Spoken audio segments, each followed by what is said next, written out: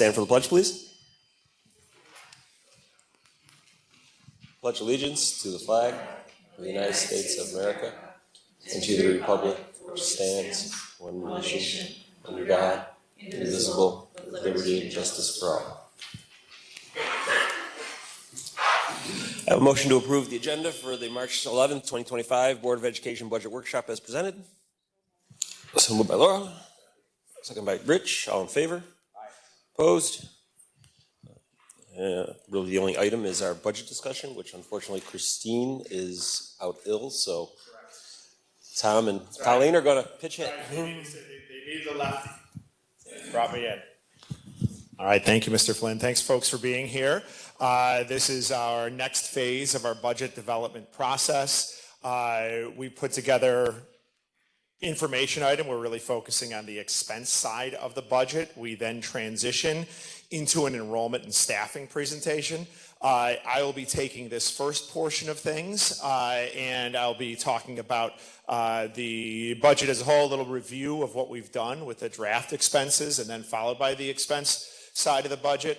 And remember, like with the budget workshop, this is a conversation that goes on between the Board of Education and the presenters, and we're here to help each other out. We are missing Christine tonight, and we hope she's feeling better soon. This is the work of a lot of folks. Christine and her office did a ton to make it happen as well. And then with the enrollment and staffing, that'll be traded back and forth between myself and Colleen on things. So here's what you're going to see. You'll get a review of the final tax cap calculation, our estimated revenues. Then we'll go into the new information of the estimated expenses. I'll talk briefly about the capital outlay project, and we'll talk about our budget deficit to date. We'll then go into staffing and enrollment and our next steps from there. All right. I always want to ground our work in what matters most, and that's our vision, mission, and core values. And that's something that you can see at all times, or at least we're aspiring to see it at all times in our buildings and in every area of responsibility that we have. I heard it mentioned at a conference that I was at over last weekend, the beginning of March, that the budget is designed to be that's the numerical expression of the values of the district. All right, which doesn't mean that you're always able to get everything that you want at that time, but it is trying to prioritize what it means to give our kids the best experience and to make sure that it's a responsible one that can be supported by our community. And that's something that this Board of Education, this community has done wonderfully over time. Here's your tax cap. Your tax cap formula. This is something that Christine has gone over with you plenty of times. But it's still something that until you're really immersing yourself in it, it can get a little complicated. So tax cap, the shorthand is a lot of people think 2% and 2% only, but it's really not 2% because when you count the fact that our district and districts throughout the state are often using their own money, like their local share of the money for capital improvements, to fund capital, to have a portion of a funding towards capital projects, towards buying equipment and things along those lines. Those become the capital tax levy, which is an exclusion, which means you can then add it to what your number times 2% roughly would be, and you can add that. So that's why you see halfway through the screen, total levy limit before adjustment and exclusions of $41,758,000. The capital tax levy at the bottom, like the third row from the bottom, that's $2.8 million. We're able to add those together, and that's why our tax levy limit, the one borne by that we're asking you to consider having the taxpayers bear as the local share is at 3.7%. We go on to the draft revenues. Go ahead, Mr. Hall. Yeah. So, question on there was a little difference this month as compared to last month with respect to the exclusions for capital. Okay. Capital tax levy exclusions. So, do you know where she came up with that difference? Or? That, I imagine, that's just a review of the expenses we've made towards capital. So if it's from last year, like that 2.2, and forgive me for not having it at the ready. Are you talking about the bottom version of the capital tax levy? Well, the last time we saw that 2.8 number, it was 2.7. Yeah, and I do address that in the next slide, not that specifically, but it is something that she is, like, that was a snapshot in time at the February meeting, and I can't tell you specifically what changed, but presumably something changed with the amount that we're forecasting that we're going to be spending towards capital type improvements. Okay. You good? Okay, we go on and ask questions at any time. I will try to do better on my wait time. Somebody great once taught me that I got to be conscious of those types of things. The draft revenues estimated of today, March 11th, and truth to be told, this slide was made probably at the end of last week, so maybe it wasn't exactly March 11th, but there are some changes on there as well. I think the state aid number may have been a bit different from what it looked like in February, but you can see the draft revenues as being, this is the money coming in of $86,488,413. This is the number that was used. Local media do a great job, but they did put a headline out that said that was our budget for the coming school year. And that's a bit of a miss. We've contacted them. We don't think it was made, that the error was made with any degree of intent, but that is not what we're looking at in terms of our expense budget. This is our revenues coming in of $86,488,413. You can see the change in that of about $2.5 million over the course of 24-25 and what we're proposing for 25-26. And that was information that we went over in large part last time. We now have a visual. Well, I guess the other one is a visual too, but this one's a little bit more gripping. All right, so you can get the sense as to the increase in terms of the tax levy. We in Erie County benefit from having the sales tax. That's to the tune of $5.3 million, which is great, and not all counties have that. And then you can see the increase in state aid. There's a portion of that, which is our foundation aid increase. Our foundation aid increased at 2%, which was the minimum that any district would receive. Plenty of districts got 2%. And we are now considered, we're in what they call the safe harmless zone with this, because as our enrollment decreases, if the foundation aid formula is applied strictly, that foundation number would have gone down. But instead, our increase of about $415,000 of foundation aid this year, that would have been an increase of about $60,000 or $70,000, because over $300,000 was because we're a safe, harmless district. We're not the only one, and our enrollment isn't crashing or anything, but because we have less, that impacted the formula with it. Marianne. Flick it up. There you go. Nothing. Is that flicked up? That good? My question is that I noticed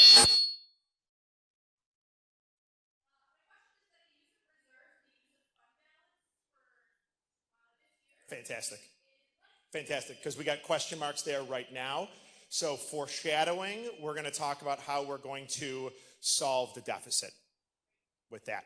Okay, so fund balance right now, like in terms of the fund balance that was used, fund balance and reserves last year, the fund balance was somewhere around 1.177 or somewhere in that, which contrasts to what we'd done several years before it in a row of borrowing $3.25 million from that, from what we call our assigned fund balance or allocated fund balance with that. Okay, so you'll be ready for it. All right, so we'll have the expense side of it right now, and here's what we've got in terms of our draft expenditures. And you can take a look at that. The right-hand side column is the one that really illuminates either if things are increasing or decreasing. And anytime you see a parentheses there around the number, that is a number that has decreased. So you can see that is in workers' compensation, and you also see it in terms of a $14,000 decrease in special ed tuition. All other expenditures are for forecasting. Remember, draft expenditures, we're forecasting to increase. All right, so therein lies some impact with why we are at 83 million and 80 whatever it was 83.9 from one year to 88.7, which is substantial. You're at $4.8 million there.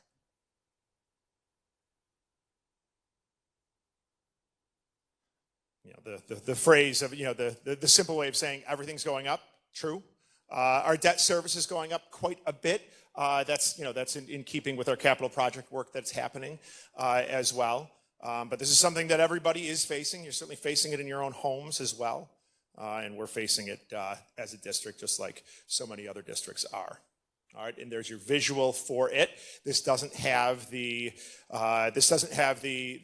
fund balance or the surpluses quite yet with it, but it shows you that distinction. Green on the left being the projected look at 25, 26, and then you have the current 24, 25.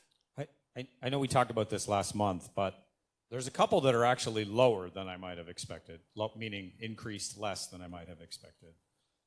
So I'm just wondering if there's any risk there, specifically around the TRS, ERS. I mean, that's a pretty modest increase, and the health insurance. And with TRS and ERS, we are given the percentages by the state of what we need to increase by. Like when the stock market was going gangbusters in the 90s, like there was times when the state would come out and say 0%. You don't have to increase what you're doing at all to districts. Like this, these were hugely positives. That's not where we are now. But right now, like the ERS and TRS, that is something that has increased an amount, but not as huge as it was. But we also, when we get talking about our reserves, we've also got some money in reserves there in case that number should go up. We're not anticipating it to happen, though. Although I'd be remiss if I didn't say there's some volatility out there. So for right now, that's where we're at. The other one, in terms of health insurance with it, we've done quite a bit in terms of the self-funding of our own health plan, which came out in the spring of 2020.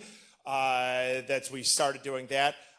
We have been able to have good agreements with our pharmaceutical benefits manager, especially with the shift that we made, and we're comfortable with where that is. There's no chance that if Christine Youngberg was here that she wouldn't say, I'm going to triple negative this, but she would tell you that she's conservative, and that is like those estimates come from her research on this and her discussion with other people in similar positions. So we're comfortable with where this is at. Although, if reading the news, you'd think it would go up even higher than where we're at. Nope, you're welcome. The capital outlay projects, which we have been doing for several years, it's not something that we've done all the time, but the capital outlay projects, you might remember this. These are the $100,000 projects that have to be isolated to one building, one trade. And it's to basically allow us to have something that the board approves that doesn't have to go out to a referendum, but it's included within our budget. And that $100,000 scope of work, and true, it does not pay as much, it doesn't get you as much as it used to.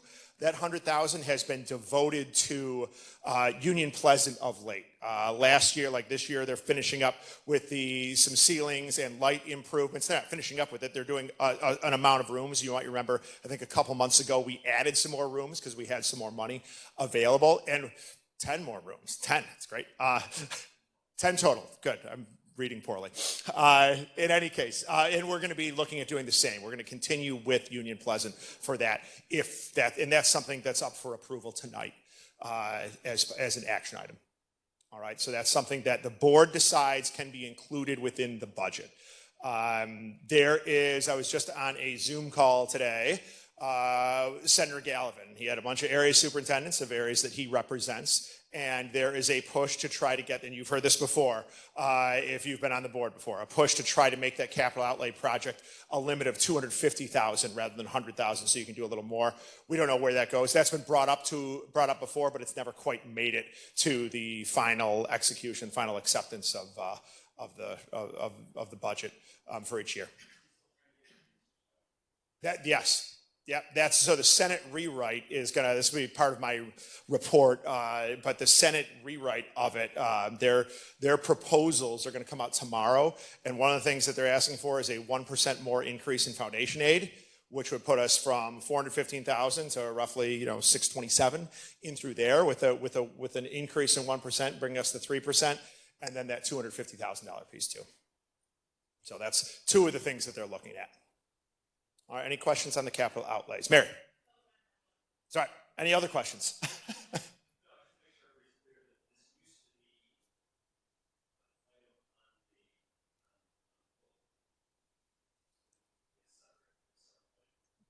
That's like,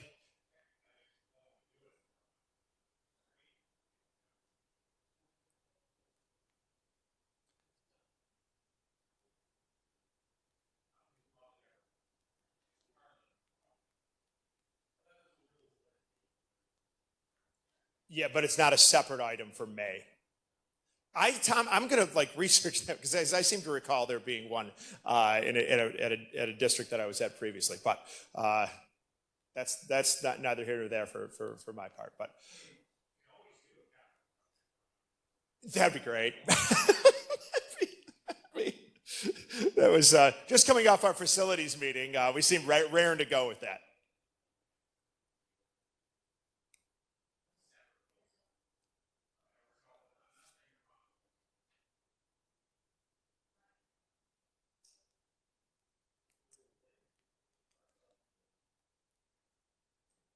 Yeah, you're just putting it in the regular budget, right? This slide, these next two slides are things that I wanted to put in there to give at least a little bit of a picture of what I consider to be like the growth that we're making in terms of financial and fiscal health. What we have here is a list of the reserves that we fund. So at the end of each year, you're able, if you have money left over, there's money that can go into different places. And this is something that in some cases voters approve it, in some cases the board sets it up. But like some reserves that we have, unemployment insurance reserve, retirement contribution reserve, that's a combination of ERS and TRS. Actually, I'm sorry. That's I had that in error. Retirement contribution reserve is the ERS, then TRS is the teacher retirement system, and then we have what's commonly known as EBLAR, which is employee benefits and accountability liabilities. Capital reserve, that's going to be money that can be used towards our capital project, local share. Assigned appropriated fund balance. That's the money that you typically would go to, that you're deciding is going to go in to help with the budget process, help close that deficit of each year at the end of the year. So last year, we took $1.17 million and put it into the budget to help close that gap. And we took some money from reserves from another area as well. I've forgotten exactly what that one was. But the rankings that you see are a combination, or the rankings are taking all the schools in Erie 1 and Erie 2 and saying where we rank in terms of the amount of reserves that we have. And at the end of, so this is reflective of the end of last school year, all right? The attendance that I have on here, the enrollment, that's for 24-25. That's the only reason that's up there on the top left. But these numbers are indicative of where we were last year. The year prior to that, we were even lower. All right, so we made some headway with getting some reserves, some money into our reserves this year. Yet, we're still ranked 41 out of 45 in terms of our assigned appropriated fund balance. We're ranked 36 in terms of reserve, in terms of what they call EBLAR, 32nd in terms of unemployment insurance reserve. So there's room to move on here. You don't want to put everything in here, but in terms of getting back to an area of fiscal health, these are steps that have been taken with regard to that. So that's just, I just want you to know where that is. So that Christine has done a great job of taking a look at that, and through your decisions, we've been able to make some headway on that. But you can't make it up in 1 year. Mary.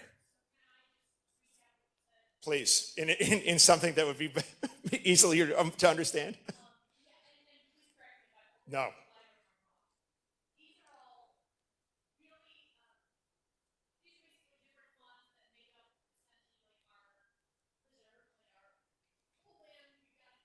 Correct.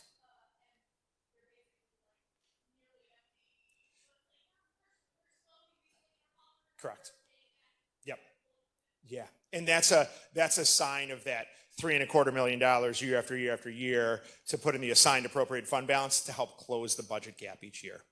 So that's part of it. Okay. Oh, well, I mean, I completely agree with you. Yeah. Yep. Could I offer a slight rephrasing? Like you sort of positioned it as rainy day funds. some of these are really, I mean, some of these are allocated for certain purposes, right? Like, it's a good idea to bank on some of your employees retiring and having money set aside for the purpose of paying vacation and things like that. So a lot of those we just didn't, we're just adopting the discipline in doing that, right? Great. Thank you.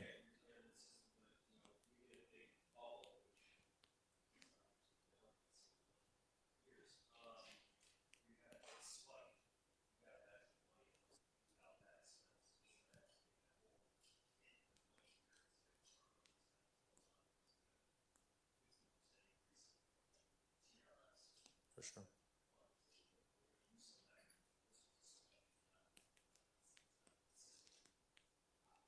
Okay. No, thank you. Thanks, everybody.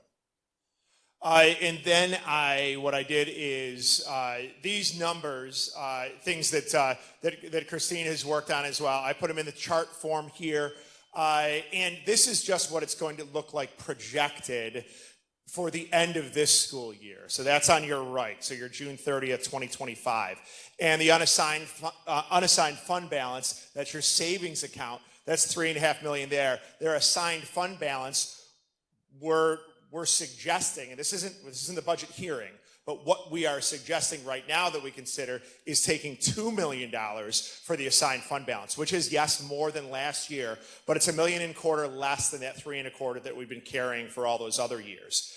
In terms of reserves, we want to still, in terms of the capital reserve, want to still build up that, put another $1 million in there. In terms of debt service, looking at $500,000 there. Unemployment, we're just going to take the interest on that because we feel comfortable with where we're at with that number.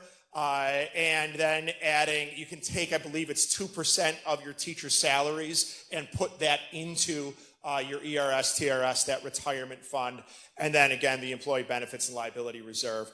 We'd like to be able to put some more money into that as well. So you see our total reserves going up.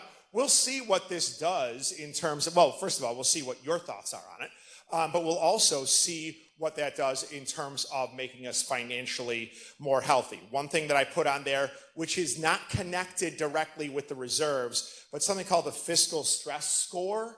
There's a link that you can go to, and anybody can, but based on the chart based on the link that you have, but it's just going to take you to the New York State Comptroller's website, and they're going to talk about the fiscal stress, basically how that is decided. If you might remember that maybe January of 24, a list came out. And we were on the list of districts that were what they called susceptible to fiscal stress, which is not the list you want to be on. All right. There's also moderate and severe, but we are on the susceptible range of it. We're at 38.8. It's out of 100. The link will show you how they derive that number. Based on the decisions that were made last year in terms of some of our finances, we were able to move down to 23.3, which took us off that susceptible to fiscal stress list, but just barely, because that starts at 25.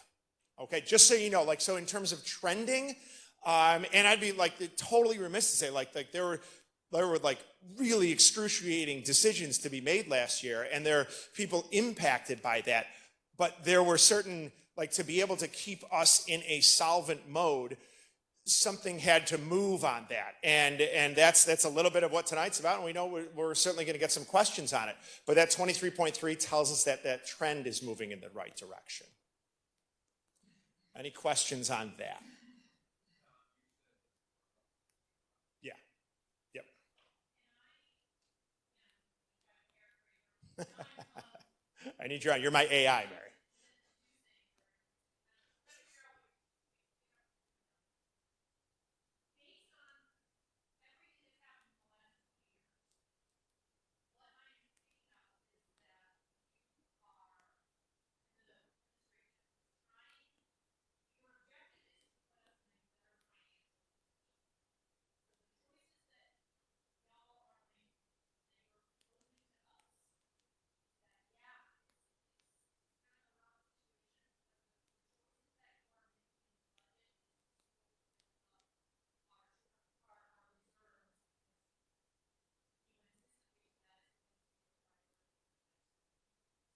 I think that's a great shorthand way of saying it. Yeah, and we don't know what other things might happen. You know, we don't know what other needs there might be, but those reserves will be there, and we think it puts us in a, like, the community puts a lot of trust in us for a lot of reasons. And we think this is one of them. And I don't want to forget that our initial slide is vision, mission, core values. Like, that's got to be the center of what we're doing. But if we don't get this right, we're going to be hard pressed to be able to keep up with the rest. No worries.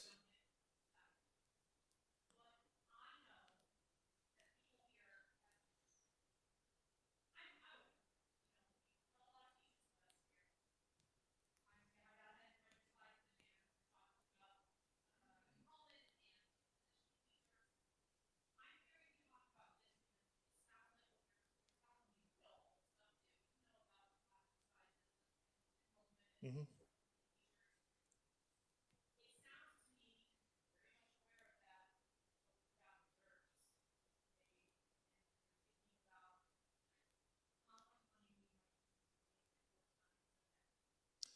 Yeah. I think that's very much part of it. And I also know that we're going to be talking about staffing, and we're going to be talking about some we're talking about like how that's shifting, and an addition that we're going to be making too. So the additions that we're going to be making too. So I know that's part of what it's going to allow us to respond to those needs as we go. Like, Colleen's going to be talking to you about an academic intervention service specialist. Like, that's no. Hey, these are good things. So thank you, Mary. Let's see, we'll go on here. So this sort of wraps it up very, very briefly here. But total draft revenues, as we said before, $86,488,000. And then we've got our $88,708,000 in terms of our draft expenses. That's shortfall, $2,220,000 to $291,000. And what our thoughts are is what we're suggesting is that we go with the assigned fund balance, taking $2 million out of that. All right, that still has us at the $3.5 million of the unassigned, which is like our savings account. And from there, in terms of the additional $220,000, that's going to be the work of the next month to try to figure that. Hey, if we get another percentage in foundation aid, great. That certainly helps with that. All right, but that's where we are at currently. All right, and that allows me to ask any questions on that, and we'll be moving on to enrollment and staffing if there are none, or after we're done answering.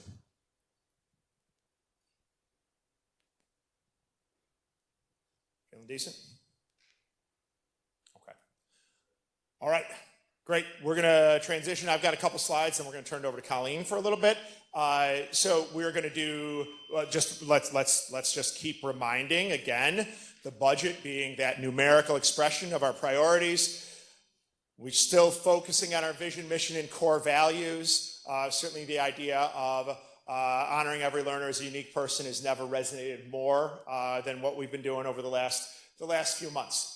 Let's talk about staffing changes first. All right.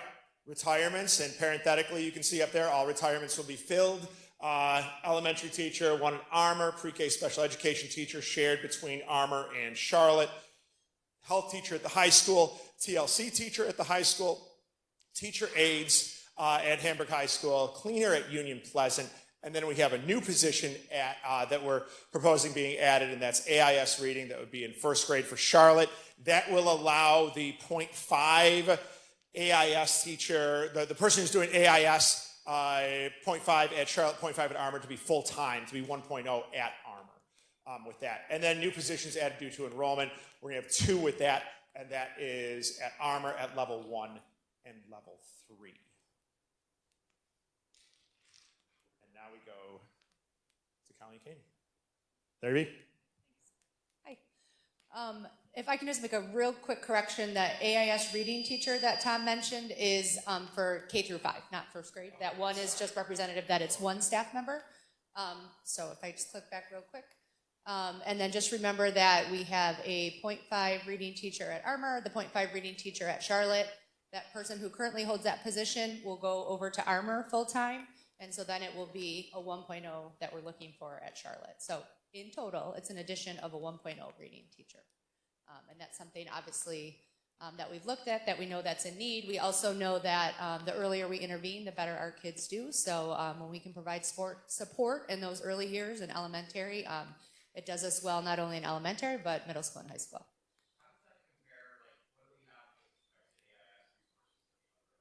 Sure.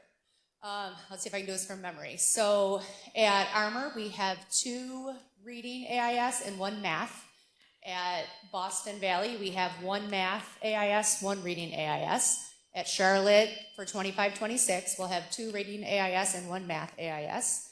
And then at Union Pleasant, we have 3 reading AIS and 2 math AIS.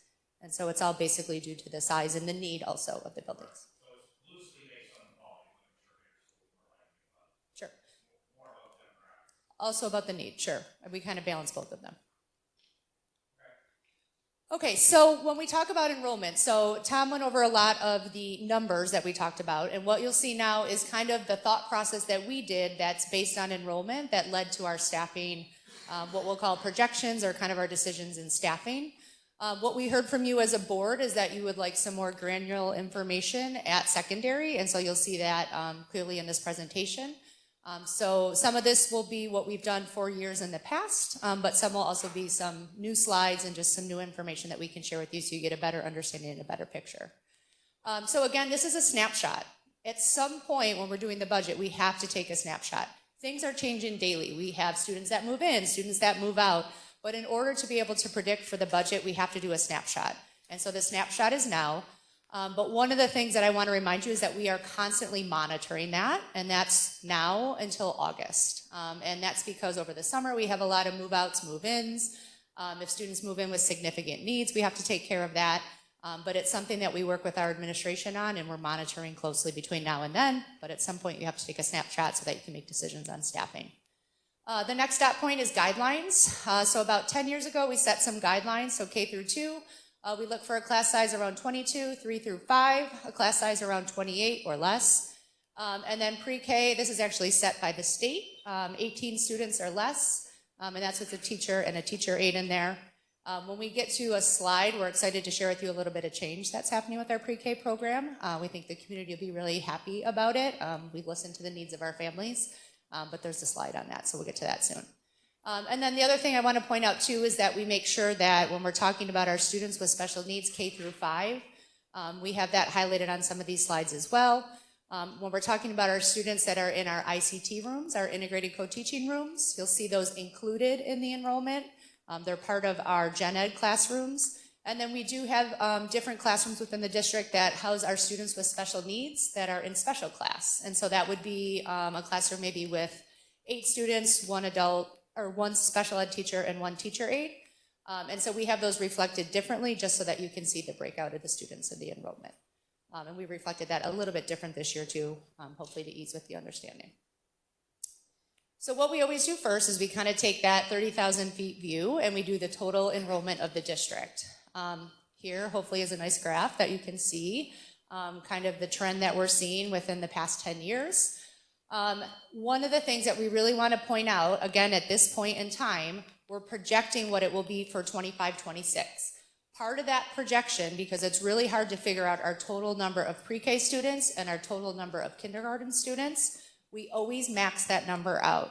We have 144 slots for our pre-K students, so that's reflected in the 3384. And then at kindergarten, we always max those classrooms out at 22.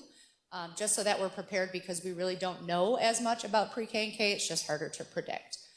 We certainly look at trends, we look at when families register and they have siblings in that, but we just don't know it as well as we know our first grade through 12th grade or beyond. Would it be highly unlikely to be higher? Absolutely. I wish I had the number from last year that we used projected at 24-25 because I could tell you that it would be higher than 3317. That would have been a great number to have prepared. I can get it for you though. We can send it to you. And then when you look at the next slide, here's enrollment, but it's broken down by elementary, middle, and high school. So in yellow, you'll see our elementary numbers, a slight increase, but remember again, that slight increase is due to that kindergarten number that we're maxing out at 22 in those sections. You'll see that middle line is our high school. For a very long time, we were a high school of at least 1,000 or more, and then we've been consistently under 1,000. And then you'll see that last line is our middle school number, and again, we're trending right around 750, 740. Okay, so this is a little bit different than last year, but something that we're excited to share. So pre-K, if you remember 2 years ago, we took our pre-K program and we moved it to Armour and Charlotte due to adding a section and being able to give those classrooms the appropriate, I guess, space and need that they had. So currently, right now, we have 7 teachers that are devoted to pre-K. So that is 5 of our own pre-K teachers. 1 is a pre-K teacher from the YMCA, which we're required to collaborate with in order to apply for the grant. And then 2 years ago, we added a special education teacher for preschool, known as a SEAT teacher, but that is our employee. So that's the 7 you see reflected on the left-hand side. The staffing imprint for next year will be exactly the same, but there's a change. This year at Armour, we have 1 full-day classroom, and then we have a section that is half-day. And then at Charlotte, we have 2 full-day classrooms, so kids go all day, and then 2 half-day sessions. So some kids come in the morning for AM, they leave, another group comes in for the PM. When you look at Charlotte next year, that footprint will be exactly the same. 2 full-day, 2 half-day. But what we're doing, based on the needs that we're hearing from the community, we still have a wait list for our full-day program, we're increasing Armour and taking the 1 half-day program and making it a full-day program. So that's the big change for next year. So at Armour, instead of having a full day and then a half-day program, we'll have 2 full days, which makes our program in total to have 4 full-day programs and then 2 half-day sessions. The reason why we're continuing to have half-day sessions is that we really believe that it's important for families to have choice. That's a really early age. Some kids can't handle a full day. So we want to be able to give families a choice, and we want to be able to meet the kids where they are at that age. But we're really excited. We had a couple of meetings with all of our pre-K team. We worked hard. I'm looking at Caitlin in the back. We worked hard back and forth to try to figure out exactly what worked. And so we're proud that this is where we'll head for next year. And we think the community will be happy as well.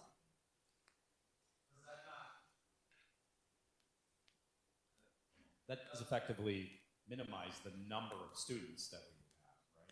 Yes. Reduce, I shouldn't say minimize, reduce the number of students. Correct. Yeah, correct. Okay, so instead of having 2 sections of 15, 16 half-day class, we're going to have 1 section of 15, 16. Right, 2 actually. But what it does is, so what we've been finding also is those half-day sessions aren't full. And so what this does is maximize the number of kids that we have through our door is really what we want to be doing.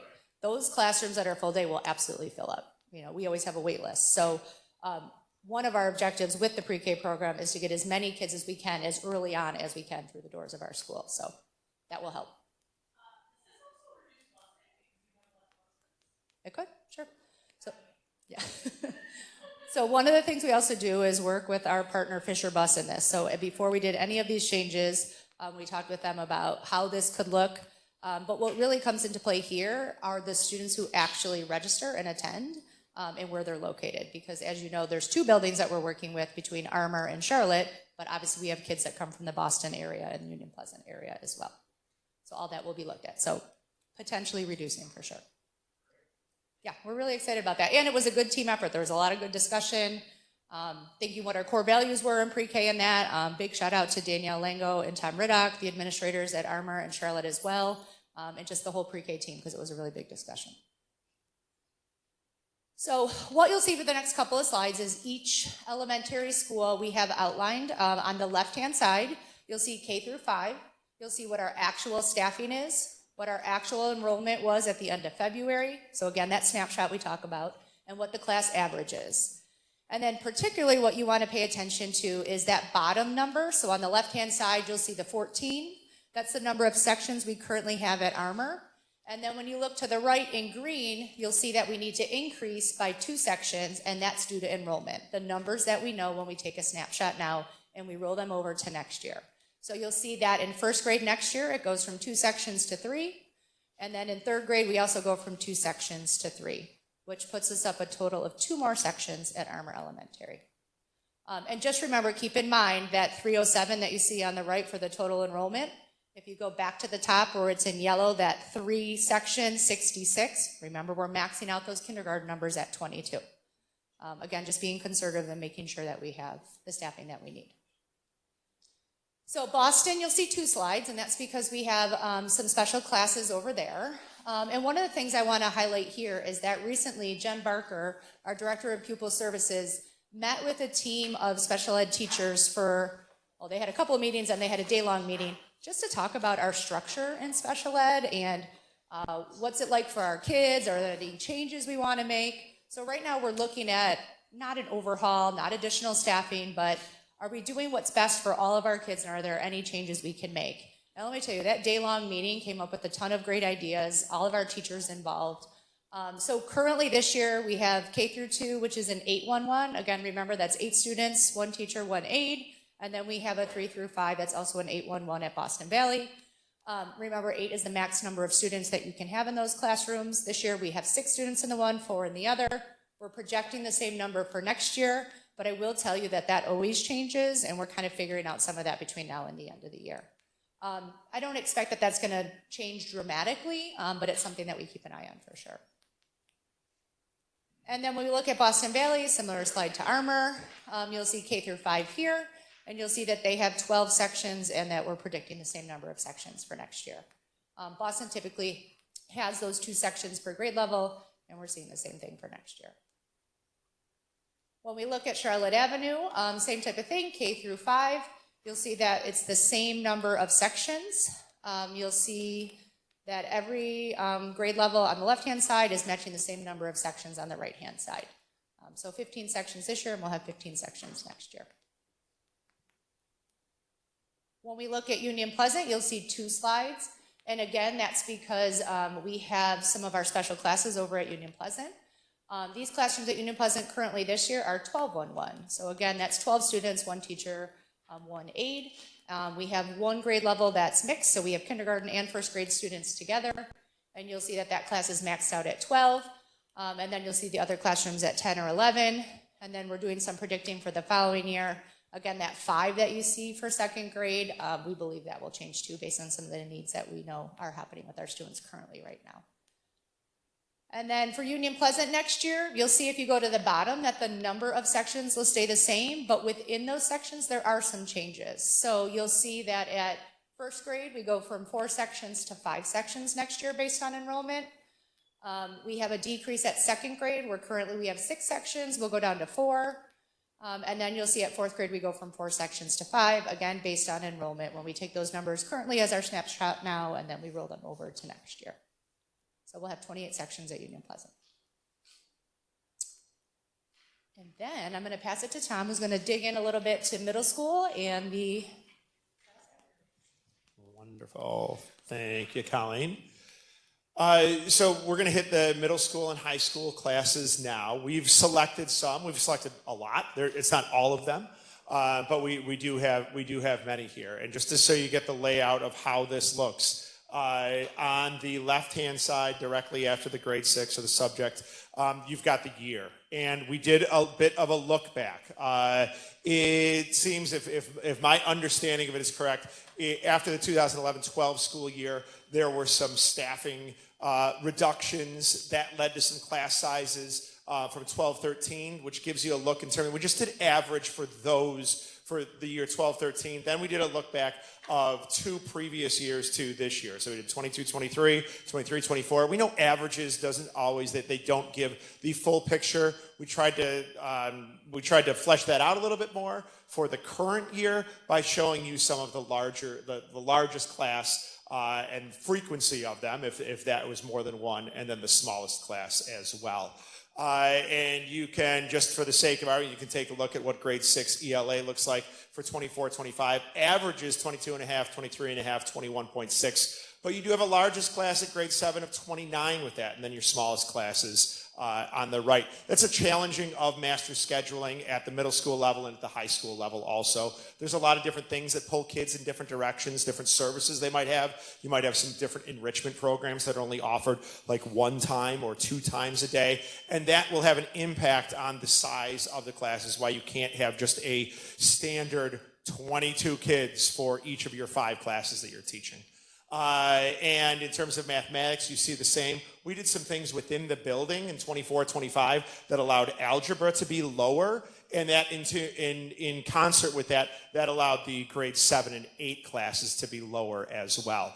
There's a change up of the way we provide our AIS services. And that's something that building administration will take a look at and see if that's the way they want to go forward with it for next year. But it's very much a building level decision with that. But that's a reason for those differences there. And let's say, why don't we move on to, we can take a look at science and social studies. I want to turn your attention to, let's do grade 7 and grade 8 science and in living environment or biology. First, why don't you take a look at the averages from 12-13, 25, 23.6, 23.5. At 24-25, we do have these higher numbers, and you might be thinking, why would that be higher at 7th and 8th grade for science than the other core classes?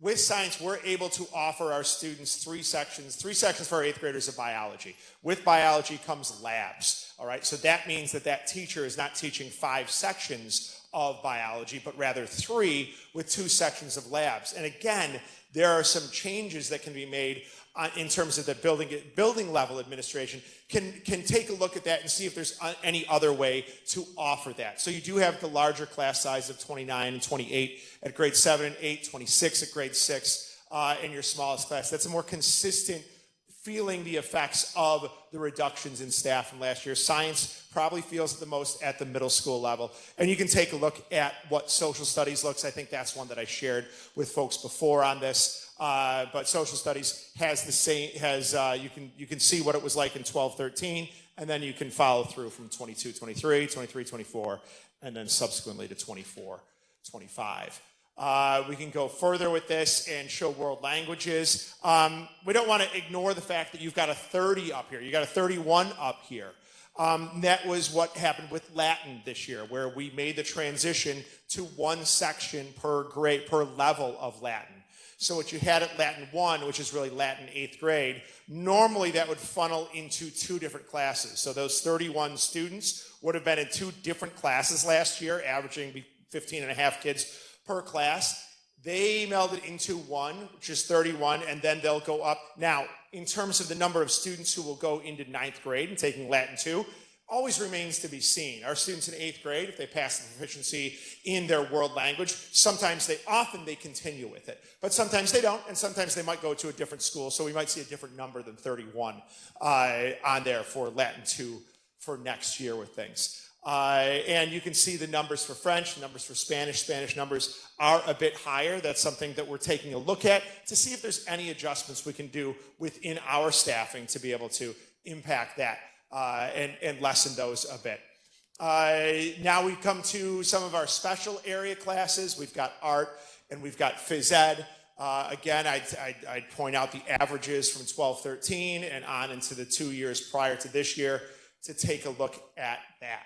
And we do have this wide range between smallest class and largest class. That is as somebody who tried to develop a decent master schedule as a middle school principal for 17 years, it's something I never quite cracked. So if you look at that and say, who did the master schedule? He's holding a microphone right now. And all those, if there's critiques of it, I gotta bear that. And it's true. You work awfully hard at it. You get people to help you out with it, but getting that evenness is just very elusive at the secondary level. In terms of music, you've got your music classes that you can see there, and band, orchestra, and chorus certainly very much higher. Some of the lower numbers have to do with space and student schedule, as 8th graders might have opportunities to take different courses. It also has to do with the fact at the older levels in the middle school, you don't have to take the general music if you're part of band, chorus, or orchestra. So that's some of the reasoning behind that. And then we have health, and that's pretty self-explanatory there. We move to the high school now, and you can see how those numbers are impacted. Again, we did the 12-13. We weren't just picking numbers that like reflected positively on things. You can see that in terms of the averages, it's pretty consistent, like that 21.7 in grade 9 and 12-13, 21.1 in 24-25. Not all of those are looking as favorable, but we feel like we're in a good range and we're giving our students great experiences with teachers who we know and trust and feel like they've been really they've been the ones who've been living that vision, mission, and core values as much as anybody. And again, you've got the sort of the wide range between largest classes and smallest classes. You can move on to science and take a look at the averages there. Very much the same. So why don't I ask you if you've got questions specific to any of these, rather than me giving an overview each time and not really giving clarity perhaps of what you want. Why don't you ask some questions based on any of the class size information that you've seen thus far? Rich?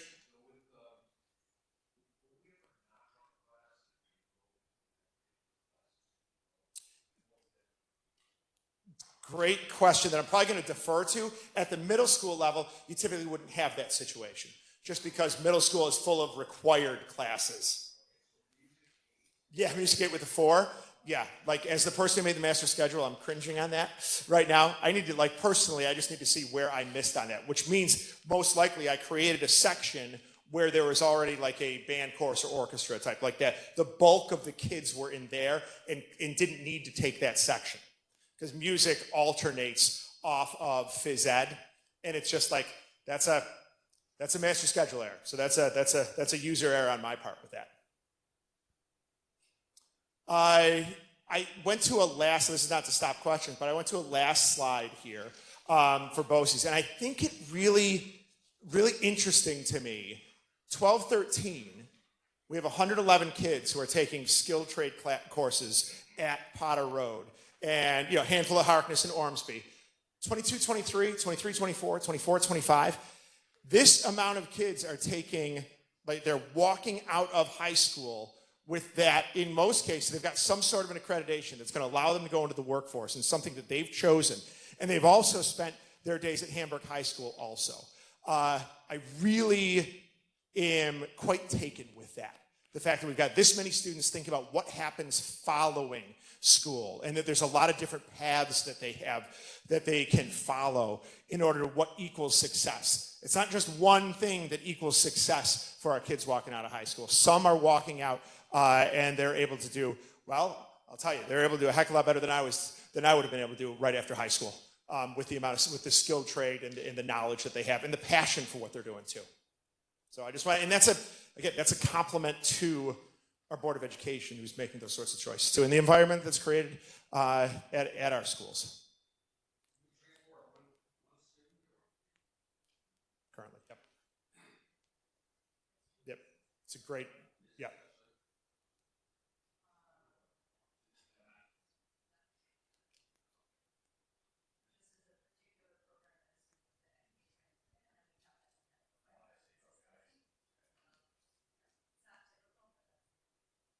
Mary. So I love the presentation. Thank you so much. I really appreciate you going over the budget with me without. It really helped me understand the vision of where you're going with this. I will say that I in your trying to understand, like in my mind going over your numbers, my thought is like we're conservative, people are out there also students, but we need to hire more teachers. Like there's gaps, right? And I would love for there to be just a couple more teachers, those higher numbers in the element, the high school. So that's the feedback we did. I know y'all are in that feedback too. Based on what you were saying, like it's not like there's an objective to work on being reserved. This is not a criticism. This is more me just trying to reflect back on what you're saying. Like you know that it's tight, but we have a really good staff that knows how to adjust with lots of people in our classrooms, and you're not doing it willy-nilly. Like you're adjusting with the circumstances that we're in. And the only change I would make is it's a we type of thing. I agree. I've been happy, and I understand. I'm not trying to pick like, yeah, that's exactly like that is like, how can we make sure we're providing the best experience for our students and our families, and at the same time have a budget that's responsible and can pass the trust test with our voters too. Yep.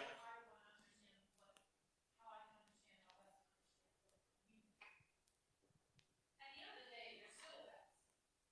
What is it that we can do to fix that balance? Because I want to help with this objective that I see. And I agree that we want to make sure that the reserves are filled in grocery places. I would love to make the teacher's life easier. I would love to make y'all's lives easier when you're doing master planning situations and down to this. What, in a perfect world, okay, what is it that we need to sacrifice? What can the community do for? I tell you, like, well, I tell you, like, that's like in the honestly, the last thing that I would want to do is say to the community, like, we need more from you. Because what I want to, and I guess I am doing that in a bit of a way, but like, I think it's wonderful that our foundation increased as it did, but it didn't outpace what our draft expenses were. I mean, it was like $4.7 million in terms of, and our state aid may have gone up $415 for foundation in total, more than $1 million, I believe, but it's like that type of commitment, I think, needs to be there for more than just the local level. We get unbelievable support from, and I know you're not discounting that, but we get unbelievable support. But the idea of, one thing that came up today was the idea of, we're allowed to save 4% of our budget and use that for our unallocated, unassigned fund balance. To be able to save more than that and not get dinged by an auditor, by the controller, would have been, no offense to the auditor, I know we've got, it's a bad time for that. I know we have an internal audit report coming up during our meeting. It's not a knock. But when the controller's office comes in and crushes you for saving more, then, there's that, we're trying to strike that balance each year. And I've seen, again, I've seen that from building level leadership. I've seen it from when I was in the classroom. Like, trying to strike that balance is really the challenge. But that's where your vision board-wise helps so much with that. Right. And so let me rephrase that. Not as in what do all of us need to be doing, but literally what do we have control? Yeah, right? I feel a pass of the mic. So I think one of the things that we have to be thoughtful about is that this is our snapshot right now. We have a deficit of 2.2 million, and we're still working on it right now. So our job during like a budget session like this is to present the information where we're at. And so that deficit that you see, we're still working on it. And in April, we'll come back with some more information too. So more to be done. I mean, I don't know how many times we can go through the BOCES budget, but we are, right? Because that's our job, is to go line by line and make sure we have everything in there that we need to be a successful district. But also at the same time, is there anything that maybe we don't need for next year that we can, take out? So we will continue to do that, and then we'll be able to give a better update in April, which I think answers your question a little bit about what happens kind of in the next 30 days.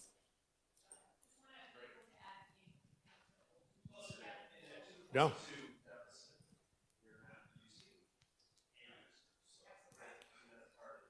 Yeah. It's that assigned fund balance is what we're looking at.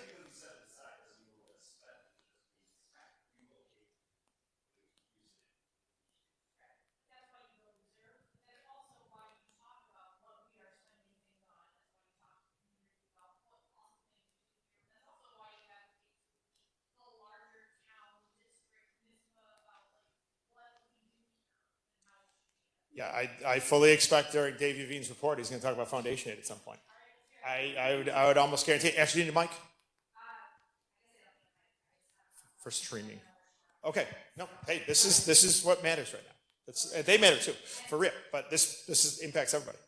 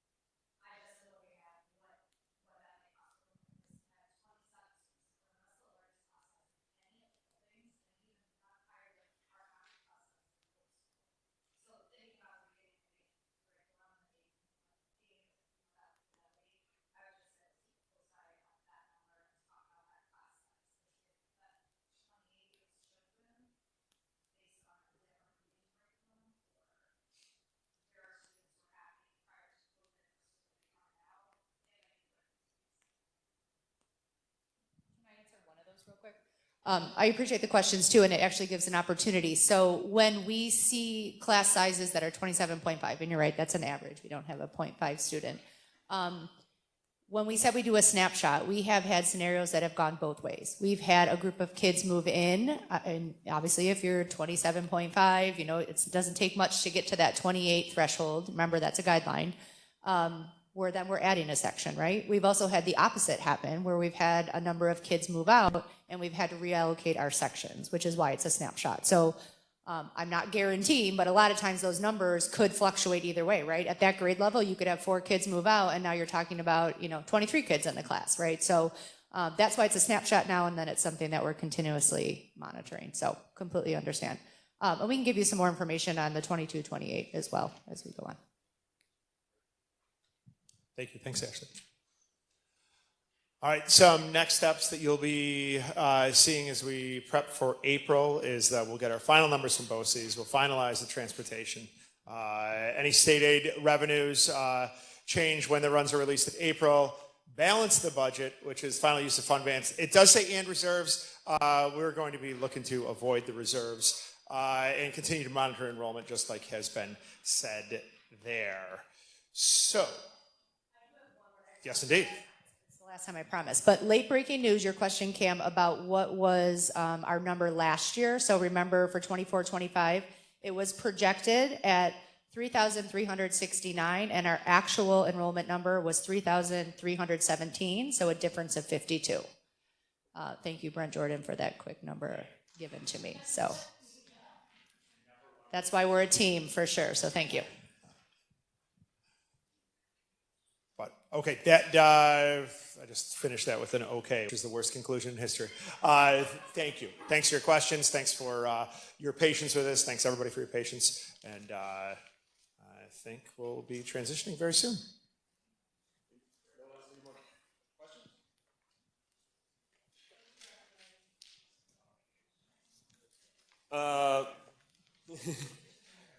No other business for the budget hearing. Can I have a motion to adjourn the budget hearing? So moved by Ashley. Second by Laura. All in favor? Opposed? Item passes. We'll take just a couple quick minutes and we'll jump right into our main meeting. Start the meeting. We'll start with the pledge again. Oh, do we have a, I'm sorry, I forgot we have our student leaders. Hello, Nora.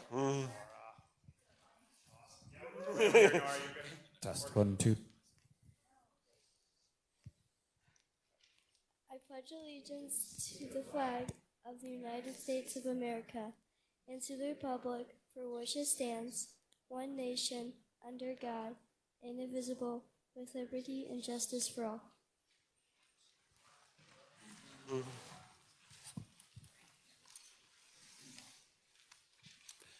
I have a motion to approve the agenda for the March 11th, 2025 Board of Education meeting as presented? So moved by Laura, second by Cam. All in favor? Opposed? Passes. Okay.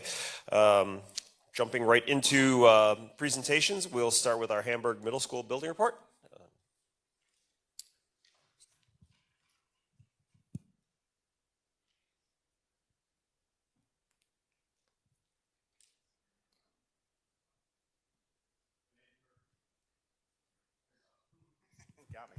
Thank you, everyone, for having us. As you saw when we walked in, we have a fantastic crew here joining us tonight. One thing I want to say quick before we get started is, so for me coming in December, so I've been here for about 3 months. It seems like I've been here forever, and not just saying that. It really seems like it's amazing to think that I was somewhere else at the start of the school year. But for me, and as we went through and we created this presentation, for me it's awesome because these are way more than just words. I lived it. So I lived this belonging feeling that's talked about in this presentation. As I switched from one position on a Friday, had a quick weekend, and then Monday I was here. So I lived this feeling of belonging and people bringing me in and welcoming me right away. So leading that would be Ms. Wilson, who I think we formed a really good team, and I'm excited about the things that we're doing. So starting off, as we talk about our building focus that Mr. Adams and Ms. Wilson worked on over the summer worked out really well for me coming into it because aligns completely on with what I was doing previously, the way I look at things as an educator. Joy, value, connection, our vision, educating modern thinkers who create, care, solve, and discover. We see it every day, every classroom we go into. Mission, engaging all students in learning experiences that inspire lifelong learning and empower each for their future. For me, the key word there that jumps out is each, which is not an easy task on a daily basis, making sure we get to each student, but that is definitely what we're looking to do. So I really have this cool, as much as at the time it seemed a little nuts, this cool perspective. Sometimes when you're living core values every day, so you're in the building, living it all the time, you don't really see everything come to fruition because you're living it. For me, I got the perspective of coming into it and quickly seeing these core values in action. So for honor every learner as a unique person, adapt to the needs of each. The amount of things that are offered at this school for all of our unique students is incredible. Inspire the love of learning in every student, same thing. Ensure that our schools are places of innovative teaching and learning. Any given time, any given period, I get a couple emails in and then I get out and I get to go to classrooms. I get to walk down the hallways, get to hear kids laughing. I get to go into classrooms where they're doing glow-in-the-dark parties, playing games, all kinds of awesome things going on all the time. Teachers here do not rest on their laurels whatsoever. Be proud of our past and committed to our future. For me, it's amazing the amount of people who are now colleagues of mine who are alumni of Hamburg schools, which is awesome. It really gives a really cool perspective of the school and taking ownership over it. So I've loved that part of it. And then ensuring that our schools are safe, kind, and welcoming so that we make every day a great day to be a Hamburg Bulldog. That's it. Like that right there is why we come here and why we love being here every day. So our building focus for 24-25, and as I said before, Mr. Adams and Ms. Wilson, they did a lot of work on this in the summertime leading up to the school year, but works out really well for me in my goals. So growth and connection is a direction every single day that's said over the announcements, and it's lived every single day. Growth and connection is the direction. I have my own. So at the hub of belonging at HMS, we have our belonging wheel. We did take it from the TIE Center, which comes from the University of Minnesota. It was designed for students who have some cognitive challenges, and the purpose was to make every person in their school system feel not just that they are there, but that they actually belong. So with like so many things that are designed for special ed, there's universal design involved. So this helps everyone and harms no one. So when I think about the wheel, which I look at it literally every single morning when I come in, there is such a difference between walking into a building and having someone like wave their hand at you or nod their chin up. That's a middle school thing, peek at the chin. Or if I see a lot of kids when they're with their friends and you can tell that they feel belonging because they're telling, like, come on over here, I gotta tell you what I did this weekend, or what are you doing after school? So that sense of belonging is what we're trying to foster every single day. There is a link if this goes out, you can go to the wheel. It's in-depth and absolutely stunning, so if you're looking for something, you can go to that. So I, with Matt, came into a pretty unique situation. I'm new here too. I'm not new to Hamburg, but I am certainly new to middle school. And what we found through my work with Tom and Matt is that Hamburg has a really robust athletic program. And we have so many students that find that sense of belonging in the academics. But it doesn't end there. You know, I have kids of my own, and when they were in middle school, one of their teachers told me something that I will never forget. She said, middle school is the place where kids find their people, right? So I kept that like in my heart. And then with Mr. Lauer, we have started to really, I think the best word I can think of is curate, okay? So we're not just having clubs as add-ons. We are looking at our students. We are seeing what they're interested in, and we're creating clubs that go along with that, right? So we have this wide variety of clubs. We have kids, I wish I had a Venn diagram after talking to you today, because we have kids that love athletics and they love the musical. We have kids that love the musical and they love facts. We have like this whole Venn diagram of ways that kids are involved in school. And I won't name any names, but someone did tell me that the reason why he comes to school more often than not is because he loves woodworking club. And that's what brings him here. And then we get to find that academic success.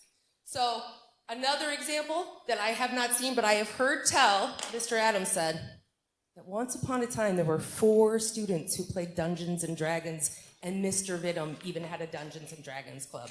So the staff that's here watches our kids, figures out what like rings their bell, and then tries to grow that around. So this is my favorite part, and Mr. Lauer's favorite part. We have representatives from 3 separate clubs that we run at Hamburg Middle. We have the Facts Service Club members first, if you want to come on up.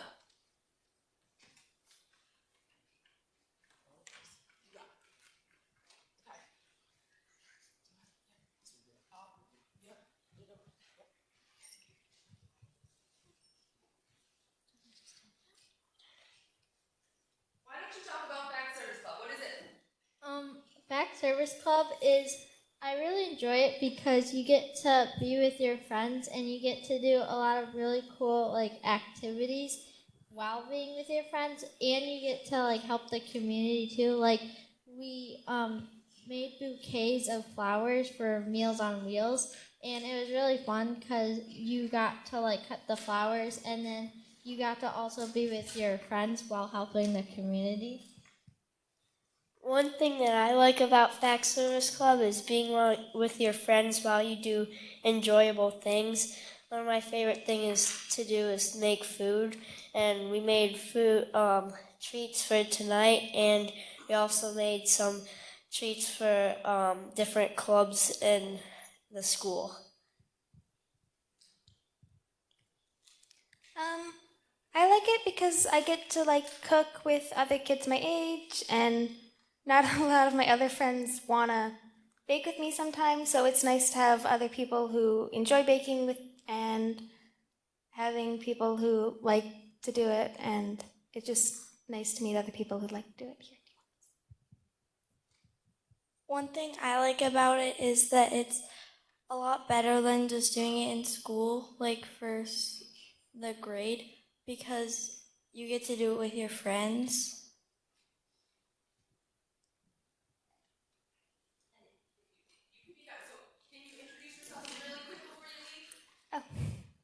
My name is Madden Manzella. I'm Alexis O'Connor. I'm Maren Kerwin. I'm Reagan Banis.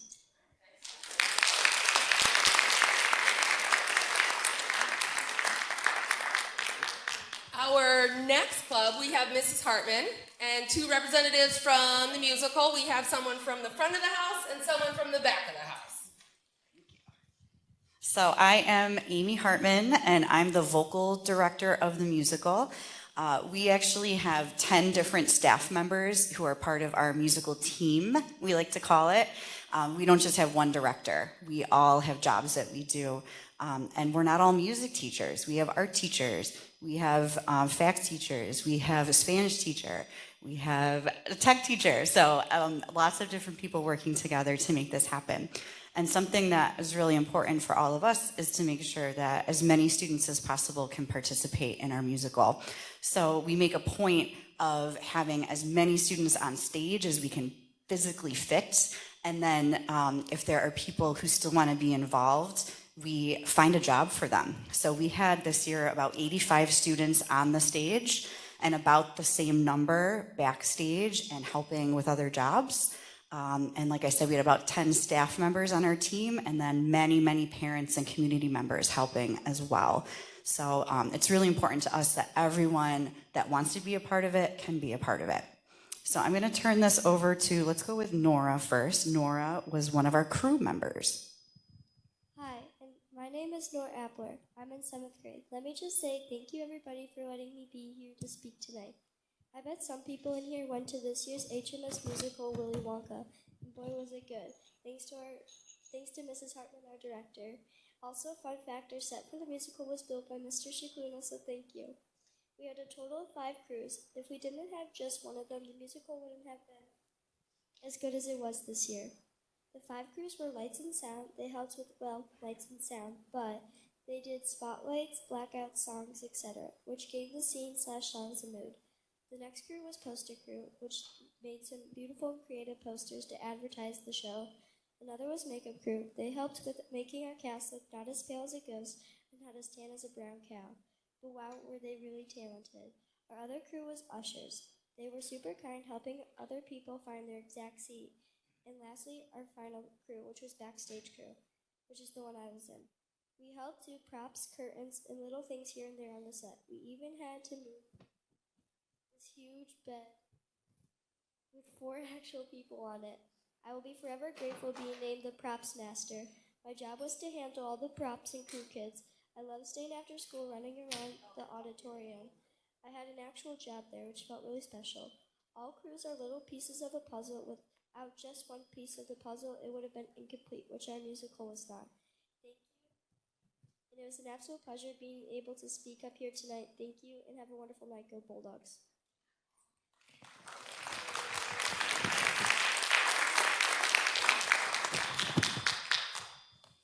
Hello, my name is Lila Steffen, and I'm in 8th grade at Hamburg Middle School. I am involved in numerous musical activities such as chorus, orchestra, honors chorus, ECMEA All-County, and the musical. Here at the middle school, the musical provides opportunities for all students, even if they are not musically active. Students could take part of the cast and be on stage singing and dancing, backstage crew who help bring set pieces on stage, lights and sound, who make sure the cast is seen on stage with lighting and plays music for the cast to sing to.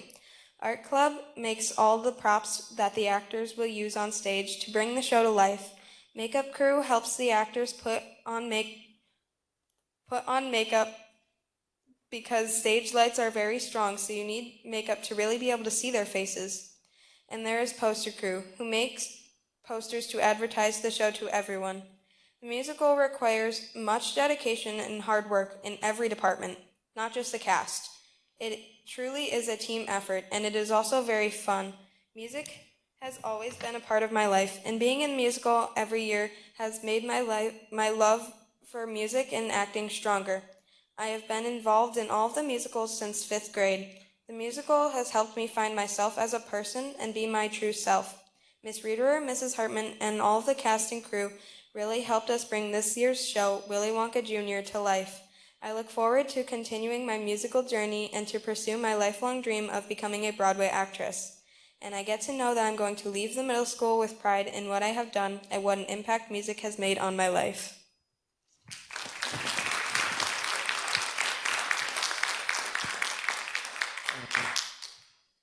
And lastly, our woodworking club is going to come up with Mr. Shikluna, who works with our woodworking club, but his reach goes way further than that as well. So come on up, woodworking club, and they have some awesome things they're going to show everybody.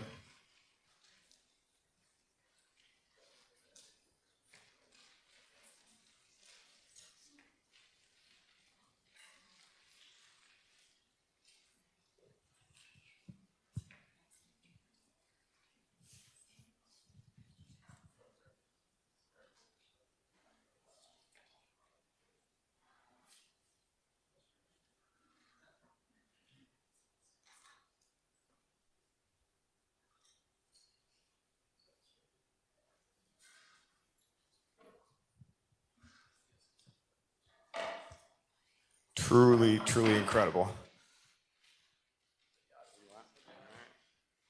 Hello, my name is Lily Jennings, and we are woodworking students. We are here mainly to talk about how our club makes us feel at home at HMS. In my opinion, woodworking is not just all hands-on work, but it's also a way to connect. We all go to woodworking to do what we love and to socialize. I have made several friendships just in woodworking alone this year. I haven't always liked woodworking, but this year when I found out there was a woodworking club again, I decided I would join because I desperately needed a hobby. Because of woodworking, I found out that I'm actually pretty good at building things. My team working skills and my problem-solving skills have improved. Woodworking Club has led me to try bigger things like P-TECH or even just doing little projects around the house. Woodworking has helped me gain that confidence that I can do difficult things without always needing the solution given to me. There is so much potential for kids who are interested in woodworking, and I fully recommend that any child who is remotely interested in building things or using power tools should join. Not to mention that Mr. Shikluna gives that confidence boost that is really needed in the tech setting especially. You tend to fail a lot in woodworking, but Mr. Shikluna helps you understand what you did and gives you that encouragement to keep going. Mr. Shikluna also makes woodworking not only hard but fun as well. Although at times we have to be serious, especially when we are around the power tools, Mr. Shikluna still manages to make it fun.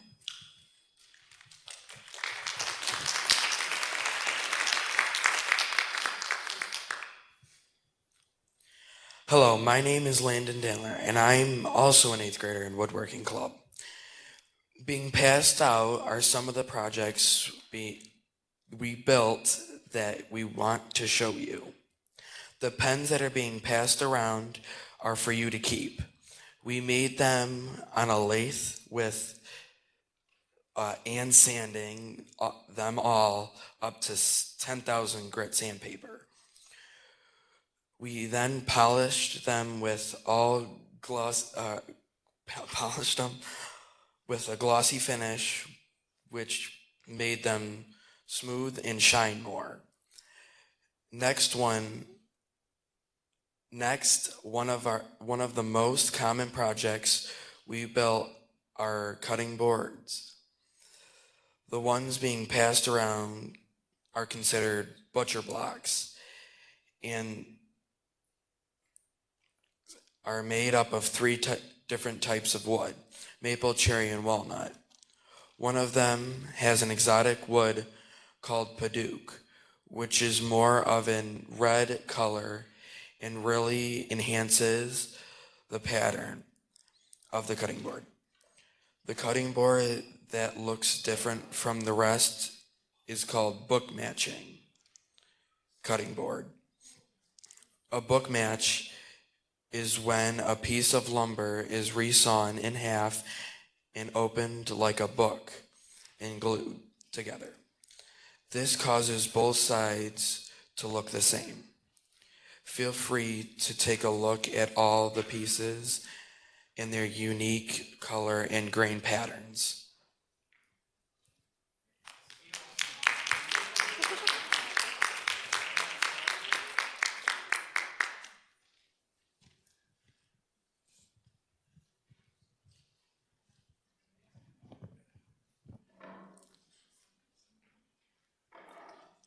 Hi, I'm Anna Lilly, and I originally started Woodworking Club because my grandmother is a woodworker.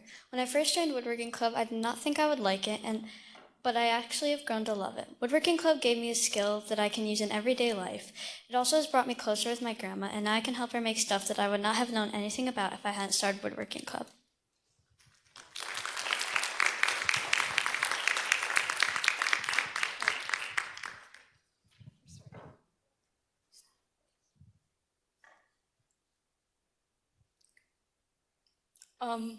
Hi, I'm Carla Jane. And I'm Taylor Gregory. We're both in high schoolers. Last year I misinterpreted what tech was all about, and I originally didn't enjoy it, but Woodworking Club has brought me to the realization that I do really enjoy tech. I realized too late that I like tech, and I missed out on applying to P-TECH. Since we don't have these opportunities at the high school, woodworking has gave me the opportunity to expand my knowledge on tech. I'm very thankful that Mr. Shikluna allows high schoolers to be a part of woodworking. It has gave me skills that I can use for a lifetime. Last year I made a river table for my family, and this year I'm doing the same for my sister. Since I am a part of this group, it has made me be able to help me with my dad and his tasks that he has around the house and as we build our cabin. I wish there was opportunities like this in the high school so I could do more advanced projects and advance my skills further. It would be great for kids who didn't get into P-TECH who applied. They could learn new skills and expand on them. Woodworking has led me to make new friends and has given me a chance to find a job I may want to do in the future. Thank you.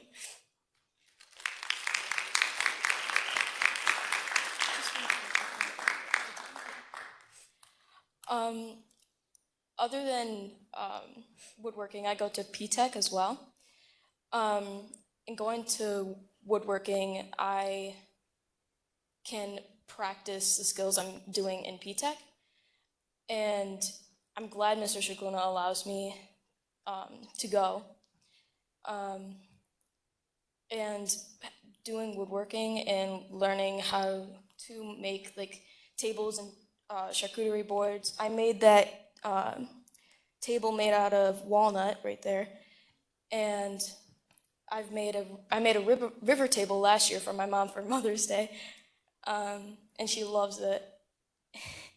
And I love woodworking, and it helped me get into P-Tech and find my fashion and like what I want to do. So I'm thankful for that. Thank you. All right, can we have one more round of applause for all of our awesome students?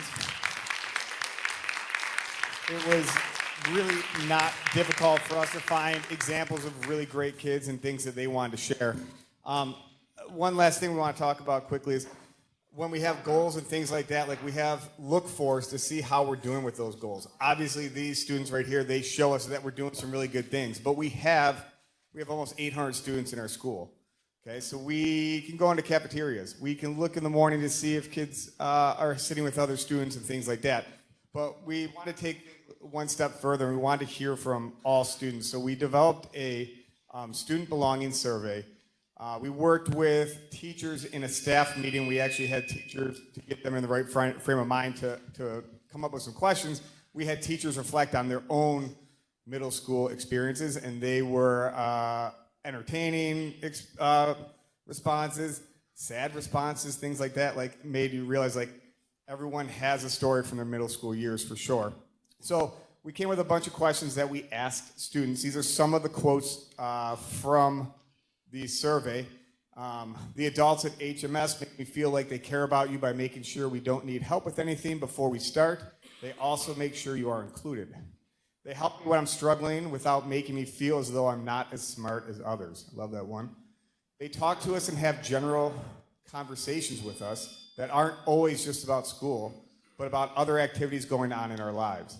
I think that means that they care about our personal lives too, and not just about our grades and all of that. And then ask if I'm okay. They ask me if I'm okay and how I'm doing. They try to understand my point of view on things.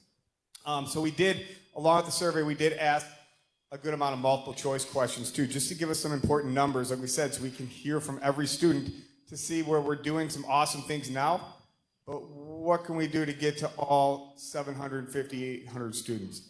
One of the questions students responded to, I am proud to be an HMS student. So 64% of our students agreed with that a great deal. 30% agreed a little. So that's 94% of our students agree that they're proud to be an HMS student. I have at least one trusted adult at HMS that I can go to if I need help. 73% agreed a great deal. 20% agreed a little. So that 93% of our students agree that they have a trusted adult, at least one. I like coming to school, which, if you know middle schoolers, to be above 50% I think would be pretty good. But I like coming to school. We had 49% agree a great deal, and then 33% agree a little. Puts us at 82%. So we'll take that for right now. We obviously can keep getting that score higher and higher, but we'll take that right now. And then the one I'm super happy about, I have good friends at school. 84% said they agreed a great deal. 14% agreed a little. That puts us at 98%. Is that good enough? No.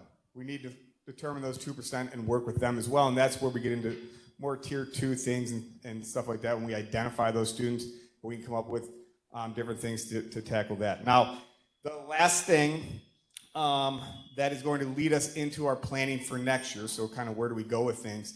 One question, the last question we asked was that students are nice to each other at HMS. This was our lowest agree score.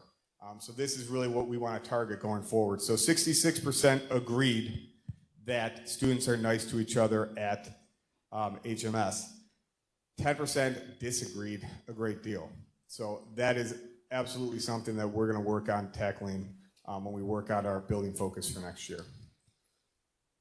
And lastly, two things that we have going on right now that are fantastic, that are really uniting our building. The picture here, the high school, Paul Thompson at the high school started a group called the Goodfellas, and he worked with Sean Vidham. So the Goodfellas are awesome high school role models, male students who are doing great things in the community. So Paul Thompson and Sean Vidham got together, and we now have a group of middle school students called Youngbloods that work with the Goodfellas. The Goodfellas come over. They're going to work as mentors for some of our HMS male students. At the same time, we identified some future Goodfellas that we're getting into the mix so that we can keep having awesome role models go into the school. So the first meeting happened a few weeks ago, and that's what the picture is.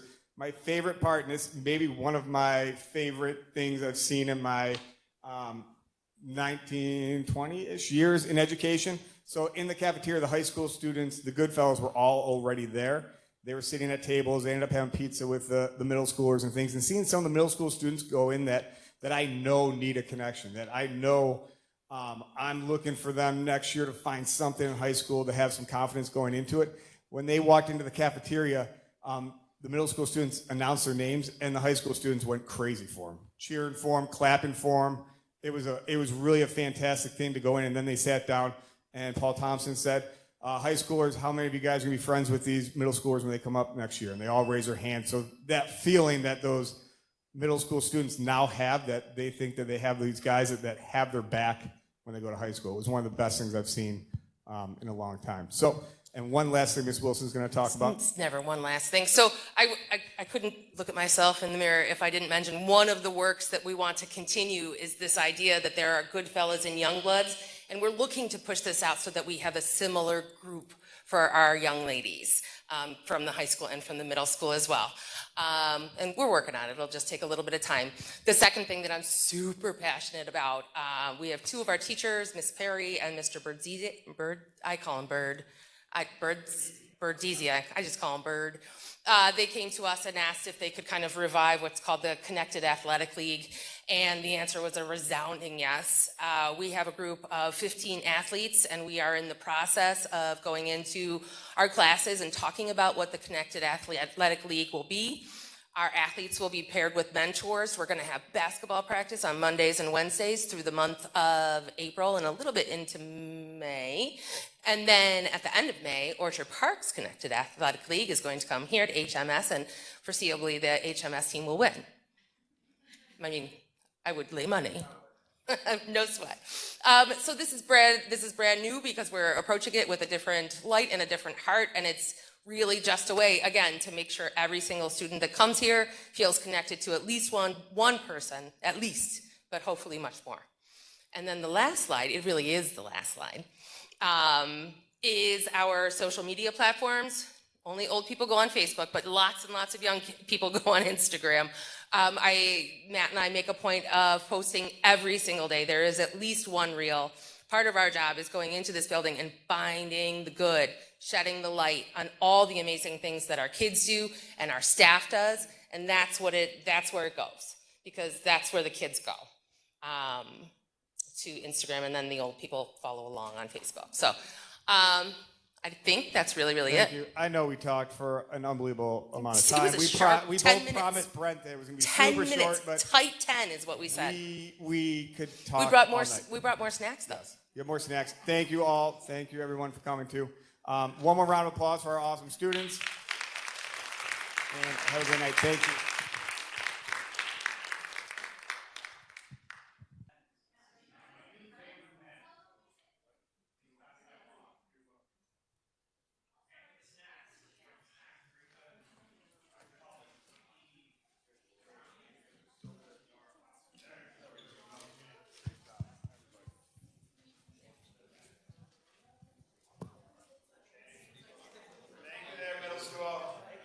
Mr. Cicluna, thank you for the pens. Of course.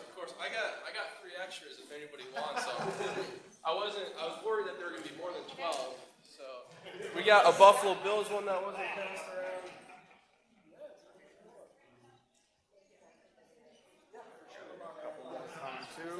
Two.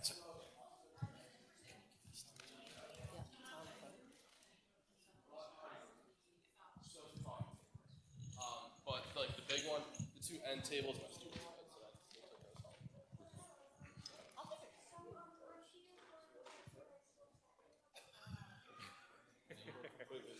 We are.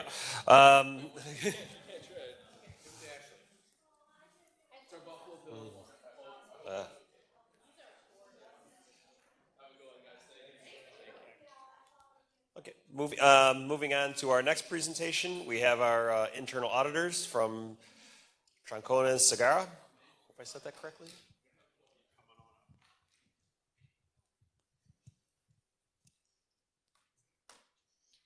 Hello, I'm Sarah Bowser.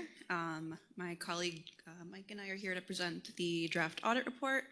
I was here doing field work beginning mid-January with my colleague Joel, where we looked at the accounts payable and purchasing process for the district at the request of Christine and the board.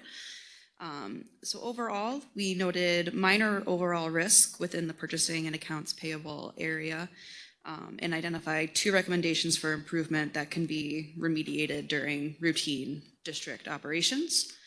Our first recommendation was noting that the assistant treasurer does not sign off and date completed bank reconciliations as the preparer, and that the business administrator does not include the date of her review when she does her sign off.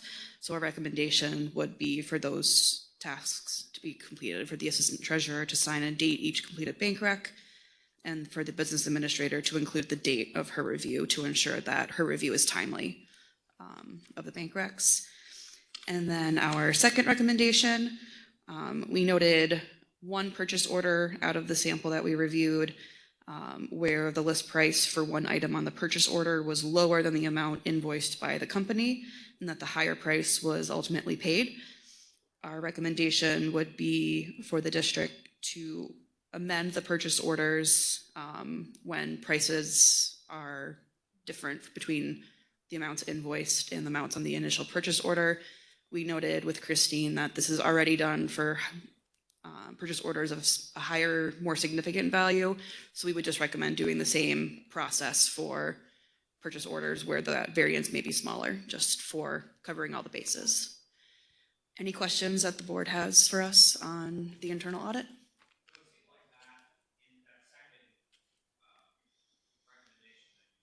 Mm-hmm. No. Right. Correct. From our discussions with the accounts payable team, it was a variance where I believe this purchase was through Staples.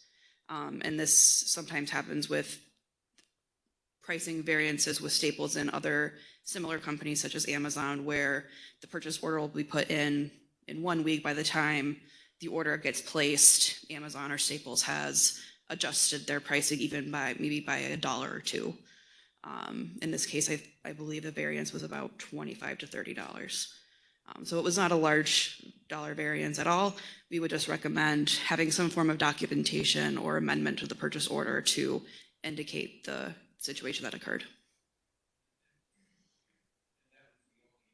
The only instance that I believe we reviewed between 40 and 50 purchase orders from the current fiscal year. Any other questions?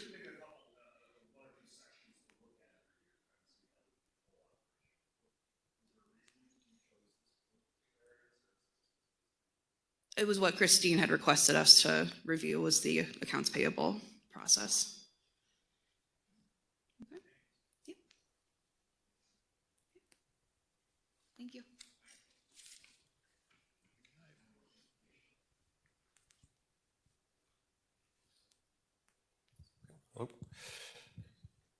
Just moving on for our information items, our board briefings, basically the minutes from the last meeting. There's too much at each of our desks for any kind of information. Upcoming meetings. Next scheduled meeting is Tuesday, April 8th. We'll start again with the budget session at 6 o'clock. Moving on to our regular session at 7. That'll be at Armour. We will also have a second regular meeting in April on the 22nd, which will also be at Armour. Main purpose of that is for the BOCES budget but we do have a couple business items I'm sure that end up in it. Tuesday, May 13th is our budget hearing. That will be at Armour, starting at 6, aiming for a 7 o'clock regular meeting start. And then the 20th, May 20th, the budget vote at the high school. Are we doing the farmers market again this year or no? Okay.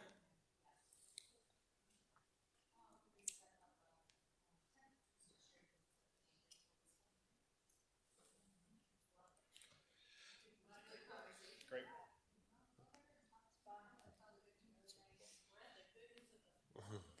There you go. And go and walk around the farmers market.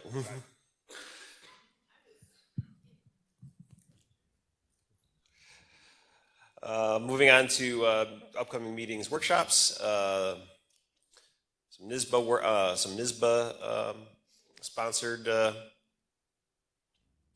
workshops. These are all virtual.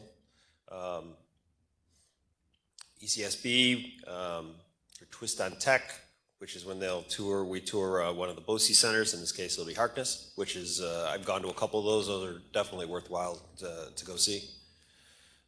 Law conference coming up in the summer, Ward Office Academy, and the conference will be at the end of May. Do have a couple of budget transfers just for informational purposes in there. Moving on to board committee reports, we'll start with our student rep, Emma. Oh, you absolutely do. All right. So the junior class is holding another fish fry this year. We've moved away from chicken barbecues and now we're doing fish fries, I guess. So the fish fry is March 19th from 3 to 6 p.m. If you want to buy pre-sale tickets, email Mrs. Owens at the high school. And then our big news, Threaded Together, Student Government Spring event is coming up quickly. Clothing Collection Week is March 17th through the 21st, and there will be collection bins in each school in the district. We are looking for new or gently used clothing, and we're saying we want sizes for school-age kids and up, so just not like baby clothes. The following week, each day leading up to the event on the 29th, all students will be invited to help sort clothes in the library. On the 29th, it will be more than just a free store. Main Street Ice Cream will be there with their food truck. There will be face painters along with other little activities for kids. There will also be a basket raffle that will be run with the help of the PTSA. The proceeds will be split between the Western New York Foster Closet and Journeys and Refugee Services. I, along with the rest of student government, would love to see you all there, and it should be fun. It's from 10 a.m. to 3 p.m., so stop by, and if anyone has any questions regarding it, let me know. That's it, thanks. Well, the clothing is free, yeah. Oh, from the basket raffle. Yeah, tickets from that. Yep. The Transportation Committee did not meet, and neither did Tech. So I don't have anything to report. I yield the floor.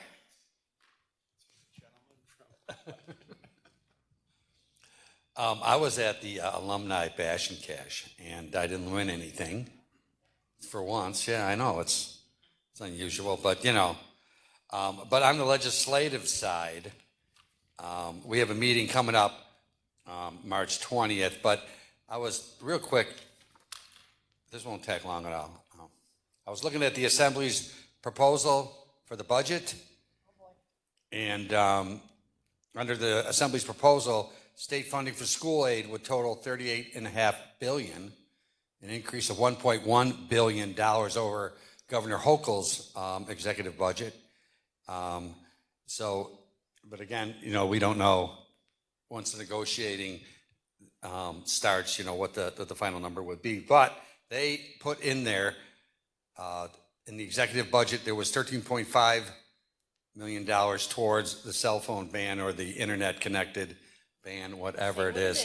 Yes, and the Assembly has upped that to $38 million. So a cell phone ban's coming. I think it's something that we better start looking at. You know, it's something that's going to happen. I saw something on Twitter.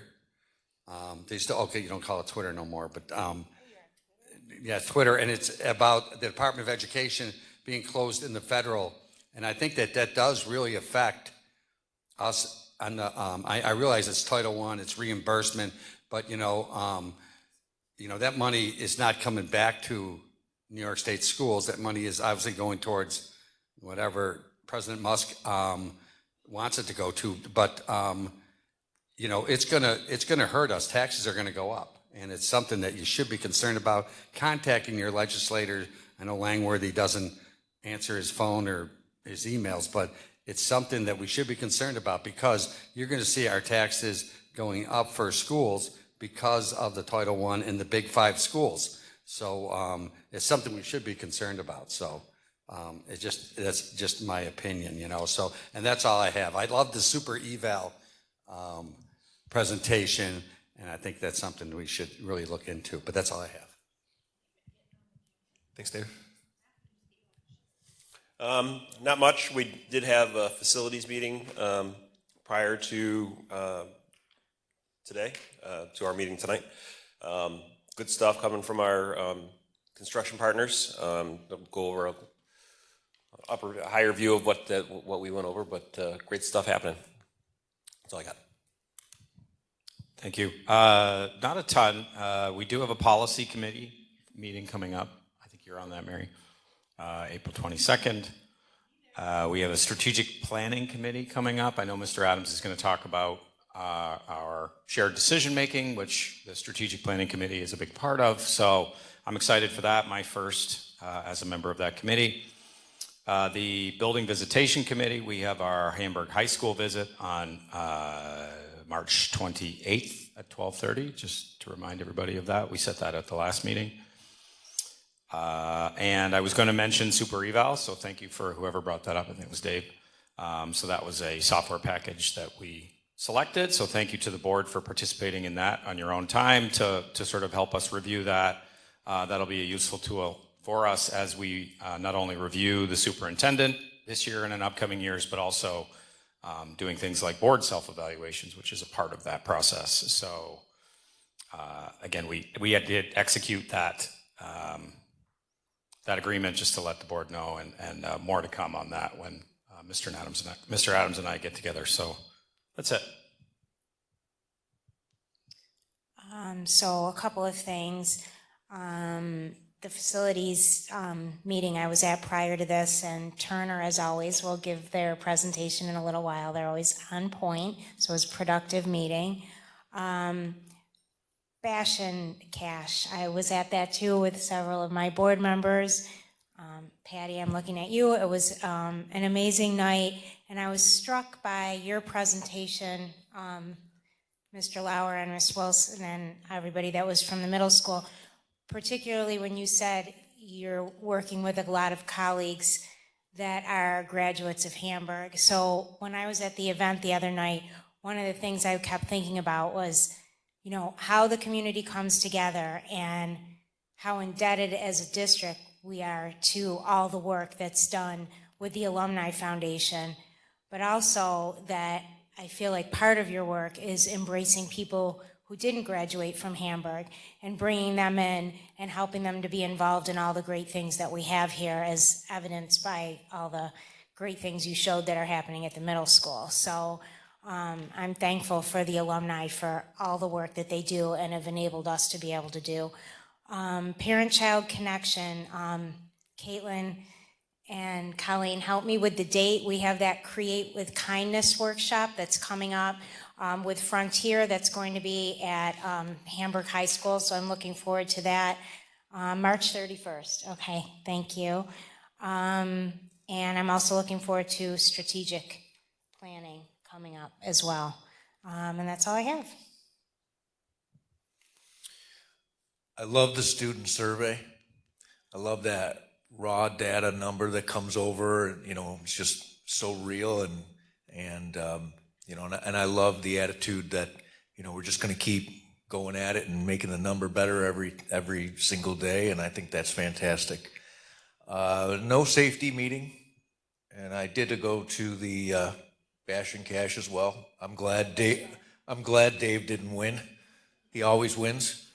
But other than that, I attended the facilities meeting as well tonight, and we have great representatives on the construction side. They watch our back for sure. So I guess that's it. Thank you. Thanks, Cam. Covered our building visitation. Laura covered PCC. So I just have PTSA. We just had a meeting last night. It went really well. Max, our student representative, talked about Emma's, you being the leader on the Threaded Together. They also talked about student government giving $500 to support Carnival. Academy of Finance is going to be selling Chick-fil-A sandwiches on April 2nd. Band is going to Chicago April 13th, and he mentioned the fish fry as well. All of our elementary schools have had a lot of fun stuff going on. AES, they had their family fun night, March 28th. They have their 5th grade dance coming up. They're working on teacher appreciation, their book fair, and end of year bash. Boston Valley had their My Date dance for their young girls, and the Dudes Day at the Movies, which was also very successful for them. At Charlotte, we had Health and Wellness Night, bingo, learning fair. We've got the musical coming up in March, which is going to be wonderful. Literacy Night, Bulldog Bash, all up and coming. Union Pleasant talked about their Math Bee, which I know we talked a little bit about that, or heard about at our last meeting. In January, they were able to gift their staff members each a $50 Amazon card for their classroom. So that was really exciting for them. They had their winter carnival in February. They've got a movie at the Palace Theater in March, and they have their learning fair coming up. Middle school would like to encourage us all, if we are available, to please attend the meat raffle. It's super exciting. It's going to be on April 15th. Oh my gosh, March. This weekend. I know, I'm going. I said the wrong month. I'm already there. I'm already through March, guys. Yes, this weekend, Saturday night, be there. Come by meat. I don't know a lot about meat raffles. It's my first one, so.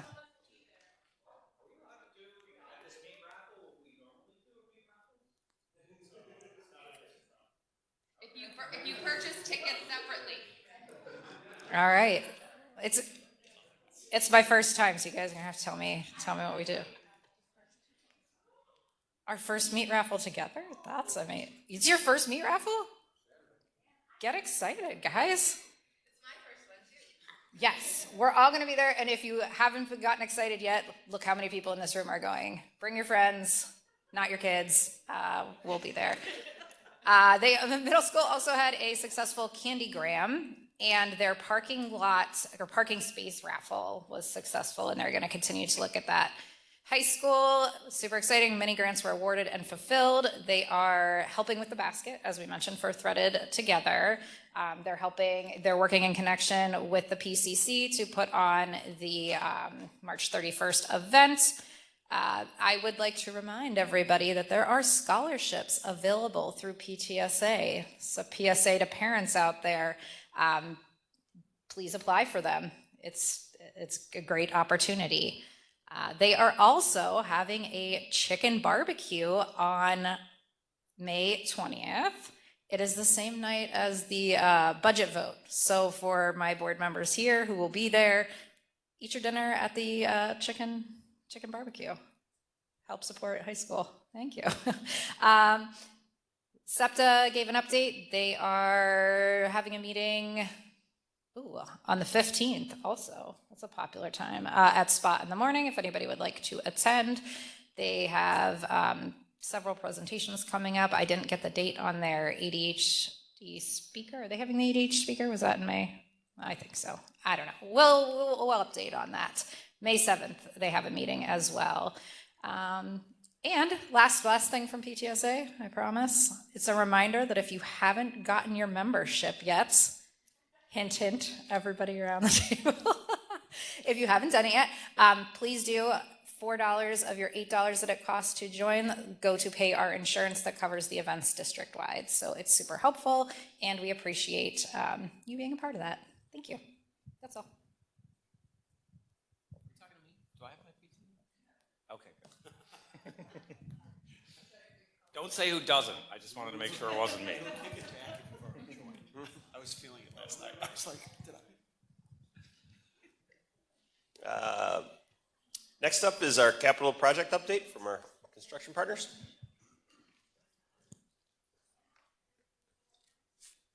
All right. So a couple quick things from the report you guys have in front of you, just to highlight before we get in describing the pictures. From the schedule and milestones, you can see that the elementary schools, basically all the classrooms are occupied. We just have a few casework items to wrap up in those rooms to really get out of the elementary schools holistically. At the high school, we've had work ongoing. We'll get into that with the pictures on what we really accomplished the last few weeks, but we're looking forward to some nice weather to get up on that roof and start putting a lot of mechanical equipment up there and being able to do the roofing as you go. So looking forward to that. April break and into May, you could see a line item there for that. You should see some big equipment and cranes dropping stuff up there when we get the opportunities. As far as the maintenance barn, we appreciate the maintenance staff with their patience on us getting that project rolling. Old Man Winter wasn't very kind in January and February, but it's broken for us, and you can see the steel's going up actually pretty quick. They should be sheeting that building this week, so it should look like pretty much an enclosed building by next week sometime. We'll be working on the inside from there. Going into the financial updates real quick, so just phase 2, the committed costs have not really moved from last time. We do have a few change orders coming through for approval tonight. All that is captured within the change management dollars you've seen for several months running now, really. And basically we have about 19 open potential change orders total that we're tracking at this point. A few more of those will come through likely next month. But going to the bottom of the change management box, you can see before the change order approvals tonight, we still have 89% contingency remaining on phase 2, which is pretty healthy. And we're about 2/3 of the way through our contract allowances, which again are in the base bid construction values. So that's not money passing out of the funds already captured. Just describing what we have up on the photos here. So that is the high school main vestibule. Before and after, we decided to give that a little bit of a facelift with some of the paneling that we had put up in the elementary school odds, because people like that so much. So over the break, we did break that down, get rid of some of the obsolete boards and electrical components that were in there. Got the unit, the new heater installed, and got new paneling on that wall. Down below, you can see some of the pictures of the framing for that maintenance barn going up, just outside the middle school here, next to the existing building. The roof framing is actually now on it as of the end of the day today.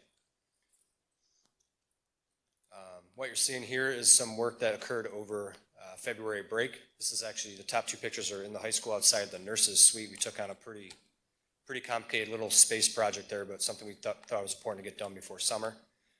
We had to open up the ceiling in the nurses' suite and the hallways, get a lot of stuff out of the way up there, prep old steel for new steel, and put up about 85 pieces of steel in total over the break, and got that ceiling closed back up with new lighting. The bottom 2 pictures is the armor boiler room. Another thing we went and did over break was get that floor nice and maintainable and put epoxy flooring down with caution strips around all the brand new equipment pads in that room. This is now inside, the top 2 pictures are inside the high school boiler room. Again, over break, we got the old window that used to be back there by the loading dock pulled out temporarily. Got it temped in with doors that can open up, wood panel doors that can be opened up. And we actually pulled out that obsolete old water tank that was up in the air down there to start clearing the way for all the work we're going to be doing, bringing large pieces of demolished old boilers and foundations and piping out and new stuff in the summer. And then the bottom 2 pictures is room 153 in the high school.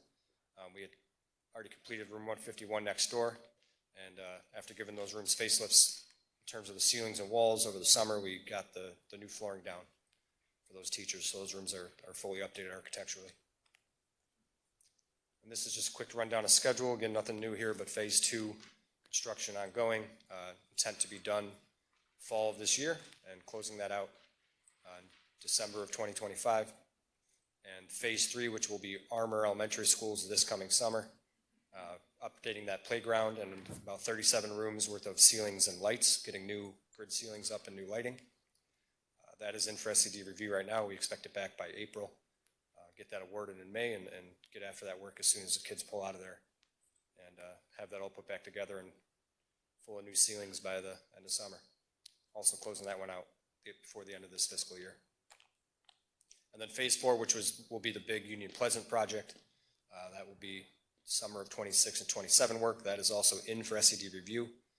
That is on a normal time frame in terms of reviews. We expect that to come back in September or October of 25. That will allow us to bid on a favorable time period in the fall next year. Get contracts awarded, and that work will start in the spring of 26. And then this is just a really broad overview schedule of the next project that, in the facilities committee meeting we're starting to talk about. Gordon Jones is actively working through the building condition survey. Expect that report in the fall 25.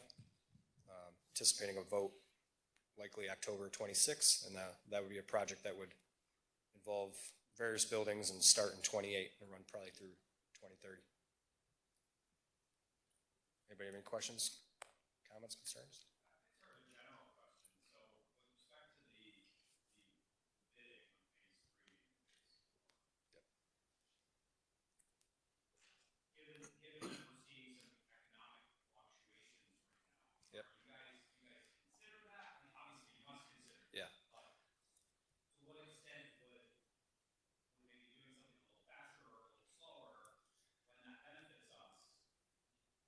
Yeah, so we talked about it thoroughly today at the facilities committee, actually, because the tariff thing is going back and forth, changing daily.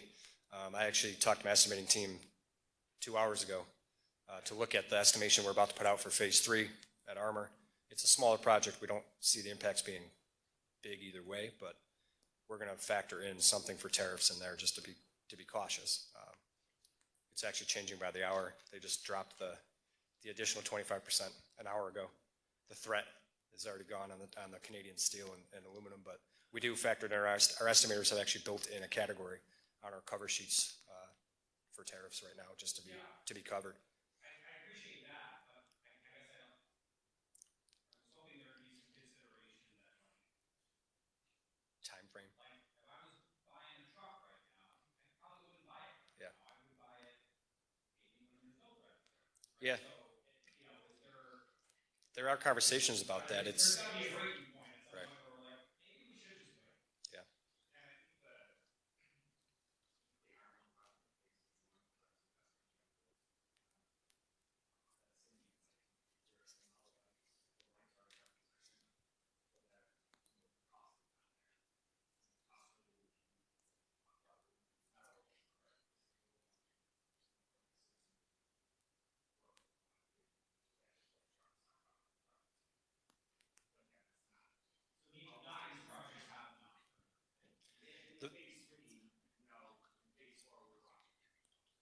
Yeah, phase 4 would be one week.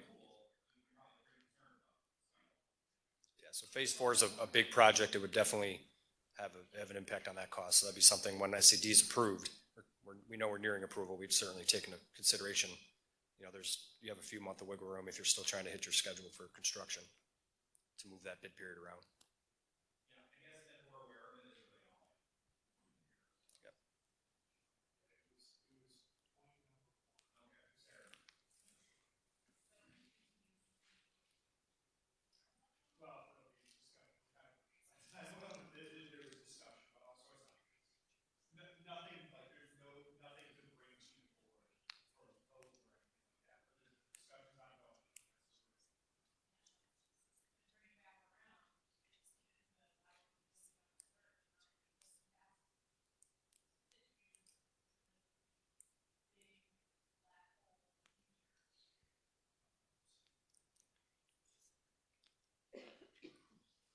Anybody else? Any questions?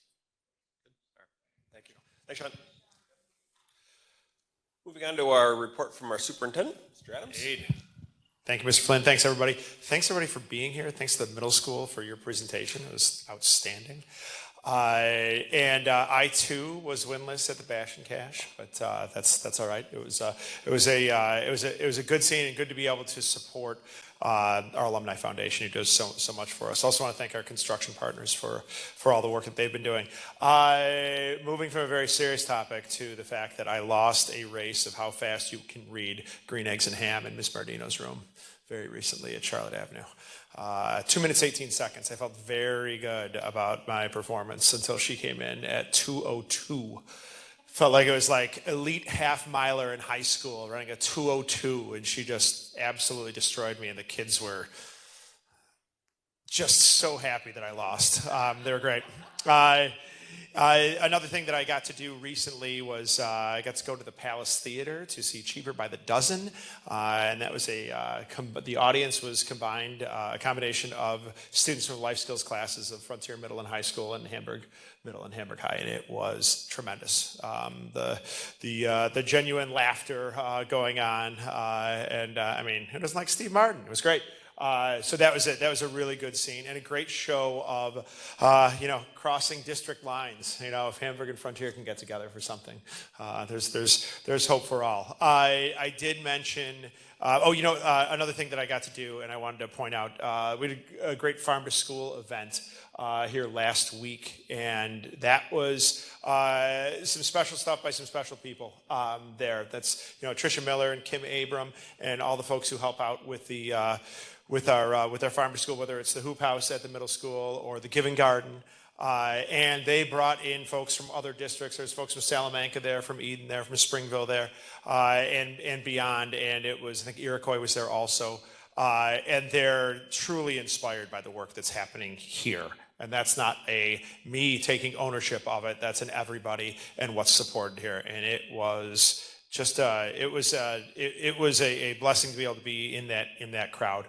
Cam had already mentioned March 26th, the strategic planning meeting. That is the heart of our shared decision-making process as we sort of set our vision for the future. I also wanted to note that on March 28th, I believe we're all going to be going to the high school for the afternoon for the visit there. And I know there's plenty other events to support as well. Let me go into a little bit of what Senator Gallivan shared with us today on the Zoom call with area superintendents. And then I will talk a little bit about shared decision making. So on the Zoom call, there's some things that the Senate budget, their rewrite of Governor Hochul's budget, some of their suggestions will be possible 1% raise in foundation aid, possible increase of capital outlay projects to $250,000, which is $150,000 more than it is now. The possibility of aiding those teachers who we have from BOCES, who we only get aided on the first $30,000 of their salary, talk of moving that to $60,000, which would be a benefit. I was thrilled that was on their radar at all. Possibility of moving, they're advocating moving the expectation of electric buses back 2 years into the future. So not bringing that closer to, but we'll have a little bit more time to plan. We don't know if these things will come into play or not. And then another thing, which is more of like a wish list from some superintendents, is the idea that the fund balance, we currently can have 4% of next year's budget, looking for that to increase to allow districts some more flexibility there. But now I can turn to the shared decision-making thing. And there's no way that I can talk about shared decision-making in this setting right now and ignore the fact that we're talking about the distraction-free schools initiative that is part of Governor Hochul's budget. It's been a topic of conversation here, and I just wanted to explain a little bit of some real good examples of how shared decision-making has worked, specifically at our high school, because this rests in our high school right now. That's where the cell phones, among other things, are more prevalent. But if you take a look at class rank, within our district. About maybe 10, 15 years ago or so, there was strengthening conversations about the idea of maybe this push for a certain rank is actually hurting more kids than is helping. Maybe the level of stress that's being increased by the kids who are grappling with, can I get in the top 10? Can I be valedictorian? Can I be salutatorian? Or anything along those lines. Maybe we could do something better with regard to that. So that idea, which starts just as an idea, is brought by an individual to what we call their core team members. Each school within our district has a building core team. So that idea gets brought to building core. Building core, as a school-based group, grapples with it, talks about it. Those building core representatives then talk to the people they represent. So you might have somebody who represents the English department at the high school. They'd go back and talk to all their department members, and they get feedback. Gradually, it was certainly not an overnight thing, but over time, that discussion became something that's shared with district core, which meets once a month, where our building core teams report back to district core. District core talks about the ideas, and the idea that came up with that is that we're seeing the fruits of now over the last few years is that we do acknowledge and honor valedictorian, salutatorian, first and second to class, but then we go down in terms of more of a collegiate style, summa cum laude, magna cum laude type of honor for our students. And that's it. That's just one example of shared decision making. Another way, and I won't go into the particulars of it, but that's the reason we have a gender-neutral bathroom within the high school. And it started the same way, a shared decision-making type of a model that is absolutely supported district-wide, supported by the boards that existed at that time, supported by boards since that program, since the shared decision-making model came into being. The cell phone discussion right now, keeping in mind the great unknown is this could very well be a discussion of implementation rather than a discussion about any policy, because we don't know exactly. There seems to be some writing on the wall about it, about what will happen with cell phones at the high school level. But that is a building core conversation. It's been brought to building core. Those building core reps have gone out to their groups, and they have had those discussions. They meet again next week. I'll be attending that meeting, and we'll hear back from them. And then that information will get reported onto district core. I believe building core at the high school has already reported some of it back to district core, or am I way off on that? Way off on that. All right, so that would be. Okay, got it. So that's the shared decision-making model, sort of in a global sense. Well, not global, but like in terms of how the high school does it, but how all schools will do it. But it gives you an example of how it's worked in the past, and it gives you an example of how it's working now with it. So that's something we rest our heads pretty soundly on, the idea of this shared decision-making model. And you'll see that with regard to our strategic planning session, where you have representatives from the community, you have representatives from parents, you have representatives from the board, and then you have representatives all throughout the school. It is, and just like, this is like the caveat for everything. I think Mr. Lauer and Mr. Wilson made a great point with it. Just because we're extolling these things as being great things that happen here, we know we don't hit 100% all the time. Like, we're not, like, it is not saying like, hey, we're perfect because we do this. This is how we grapple with problems. And let me be so bold as to say that truly is create, care, solve, and discover. All right, we're caring about something so much, we're going to talk about it. We're going to try to create a solution that works, and we're going to discover if our plan works or not, and then we're going to work on making it better, whatever that might be. So that's in essence what I wanted to share regarding shared decision making. But thank you for all your support with things too. So I will move on from there. Thank you, Mr. Adams. Moving on to business items for tonight.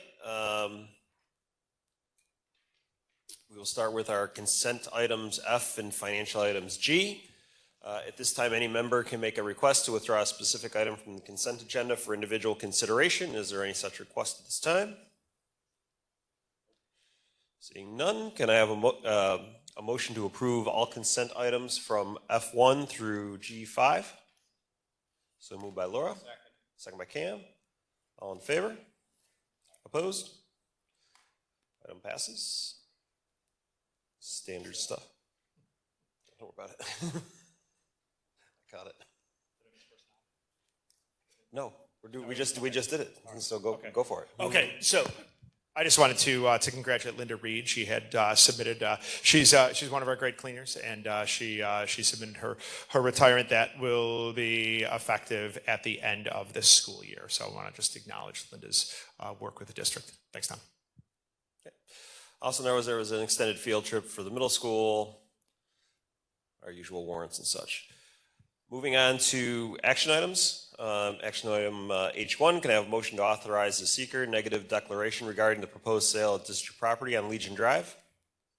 So moved by Laura, second by Mary. Any questions, comments? All in favor? Aye. Opposed?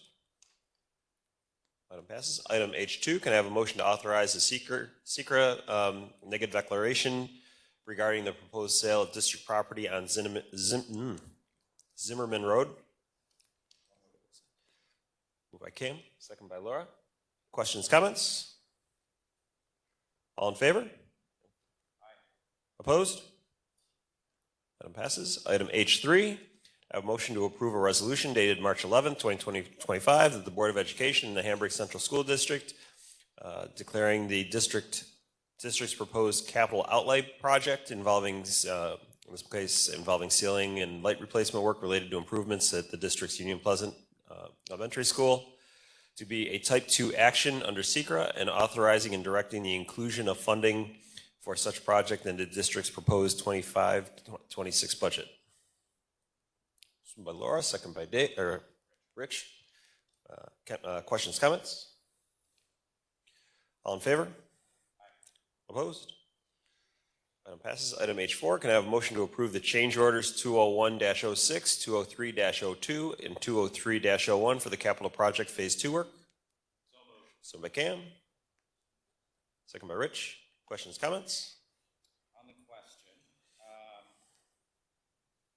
so there's two that I have questions about, but the questions more or less the same, right? So we have our building control systems were insufficient for the at Armor.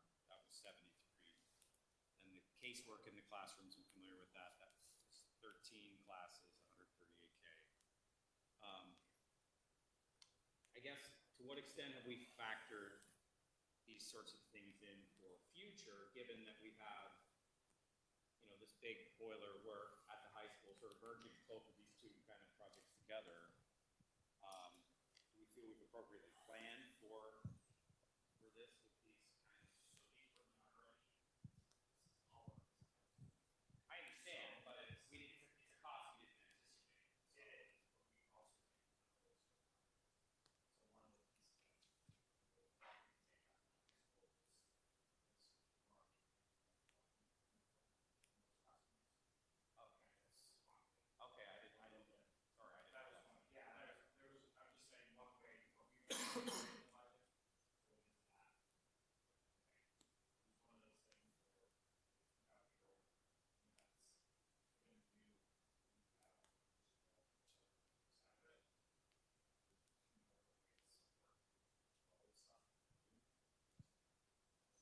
Yeah, I'm not criticizing that it occurred. I mean, it's definitely done renovation. Yeah, I'm just should have included in the cost correction.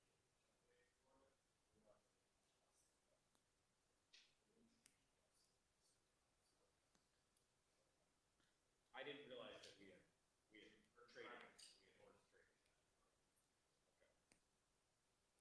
Any questions, comments? All in favor? Aye. Opposed? Item passes. Item H5, can I have a motion to approve the MOA with the Hamburg Teachers Association for return to school prior to Labor Day for the 25-26 school year? So moved by Laura. Second. Second by Cam. Questions, comments? All in favor? Aye. Opposed? Item passes. Item H6, can I have a motion to approve the 2025-26 school calendar? So moved by Rich. Second by Laura. Any questions, comments? I guess I would just have an observation. It feels like we're starting real early and we're going real late. And I recognize, I think it's just the way Christmas fell. We have 2-week vacation there, which thanks a lot. That's glory. Is there any way we can make it go on Monday, Tuesday, Thursday, Friday? I guess yeah, I mean, it's just an observation, like, as we look to add potentially new holidays in the future, as I understand it, we're like flirting with some unpleasant. That September 1st Labor Day is Killer. yeah, that's a punch to the jaw. Yeah. Like every year, no matter what. And then the Regents calendar really is driving a lot of the work.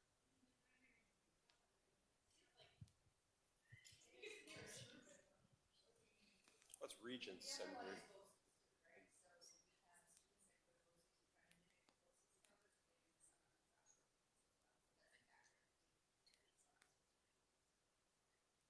You mean with respect to breaks and stuff, or start dates and? I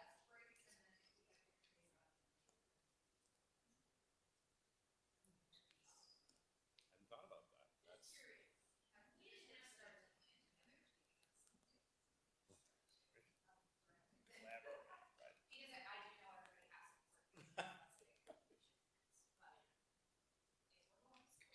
No, it's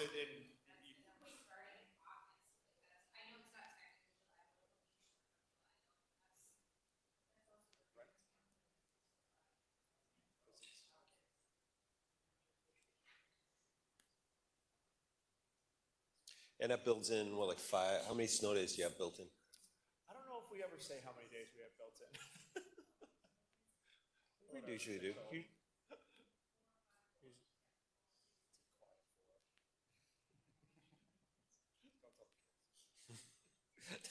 They always want them back. Just feels late, given that we're bringing the teachers back in August for a day, right?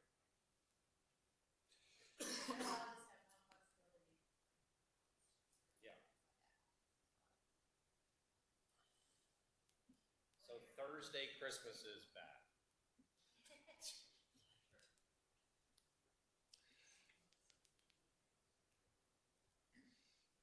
I'll be home for a month. Any other questions, comments? All in favor? Opposed? Item H7, a motion to approve, upon recommendation of the superintendent, MOA between the Hamburg Central School District and the Hamburg Administrative Council regarding APPR outline and procedures for the 2024-25 school year. So moved by Laura. Second by Cam. Questions, comments? We're no longer reporting to the state, right?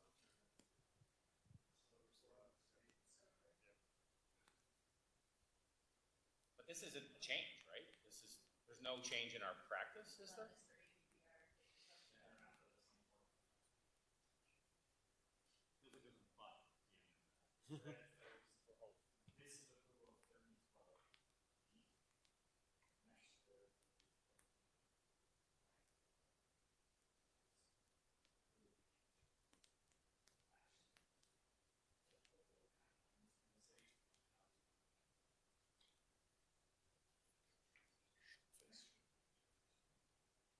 So it'll necessitate some kind of change.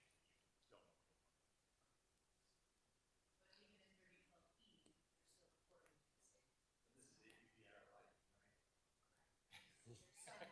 As you know, yeah.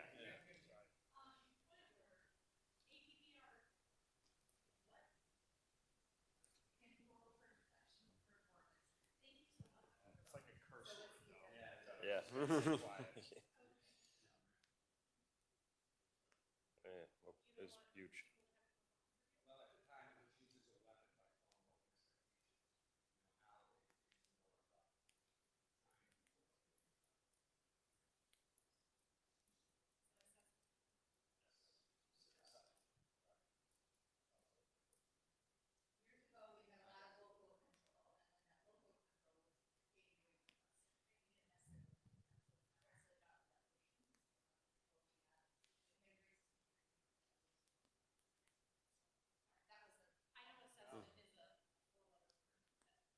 But it's good backup.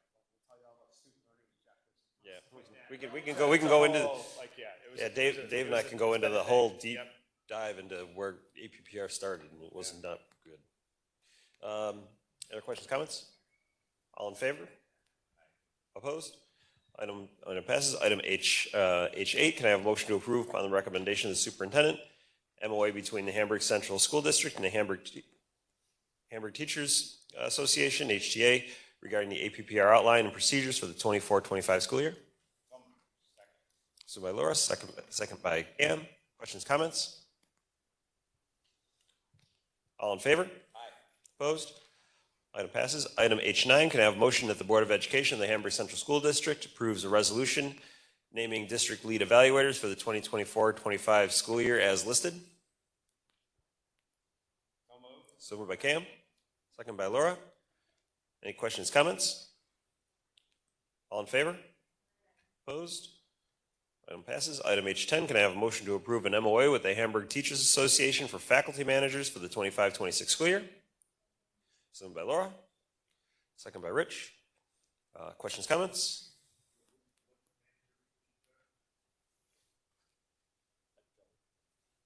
You good? All right. So this is the way we've been running athletics with the high school faculty manager and the middle school faculty manager to assist the person who will be serving as athletic director. Any other questions, comments? Love this model. Love this model. We all still love this model? This is still, yeah. It seems like it's been working really well. Any other questions, comments? All in favor? Aye. Opposed? Item passes. Item H11, can I have a motion to approve an MOA with the Hamburg Teachers Association for a TOSA athletic position for the 25-26 school year? So moved by Mary, second by Laura. Questions, comments? All in favor? Aye. Opposed? Item passes. Item H12, I have a motion to approve the MOA with the Hamburg Teachers Association for a licensed practical nurse position for the 25-26 school year. So moved by Cam, second by Mary. Any questions, comments? So I assume this isn't, two questions, this is a net new ad, and then next contract, this will get looped in such that it's not an MFO. Any other questions, comments? All in favor? Opposed? Item passes. Item H13, can I have a motion to approve the following new civil service position title, licensed practical nurse? So moved by Cam. Second by Laura. Any questions, comments? All in favor? Aye. Opposed? Item passes. Item H14, can I have a motion to accept the donation of instruments and equipment for the district music department from the Hamburg Music Boosters? So moved by Ashley, second by Dave. Questions, comments?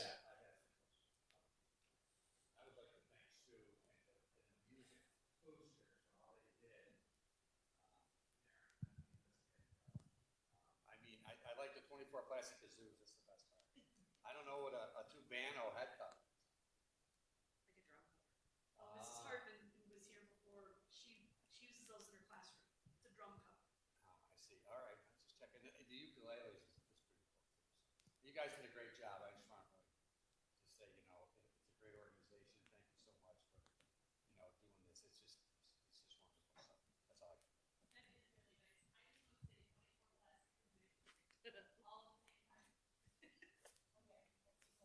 Have you been at third grade reporter day? Joy everywhere in this district. I have filled with 2 extra songs. She's practicing at home. Thank you very much. All in favor? Opposed? Item passes. That is the end of our action items. The only thing we have left is public expression. Okay, great, thanks. Just a reminder, some topics are not permitted to be discussed in public forum. For example, any topic related to employee or that can be implied to be related to employee, special education placements, individual student situations, etc. If the topic is inappropriate for the public forum, the board president and myself will instruct you not to speak, but rather present your concerns in writing for the board's discussion in executive session. Starting out with Nora Appler. She's still here? Oh, sure. Did she feel she had to? Susan Biter.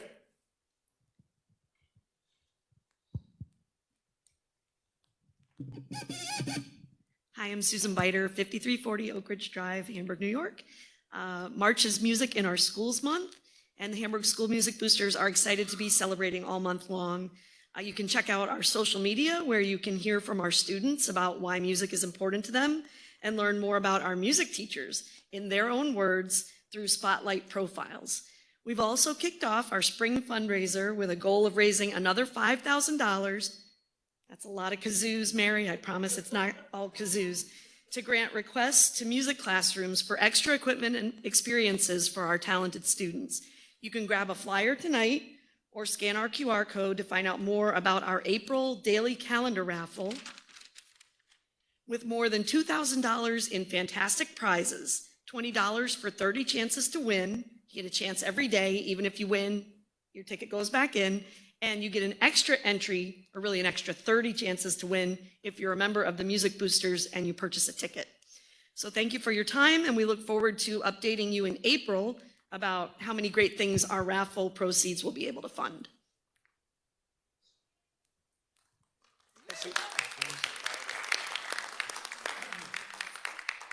Jessica Reyna.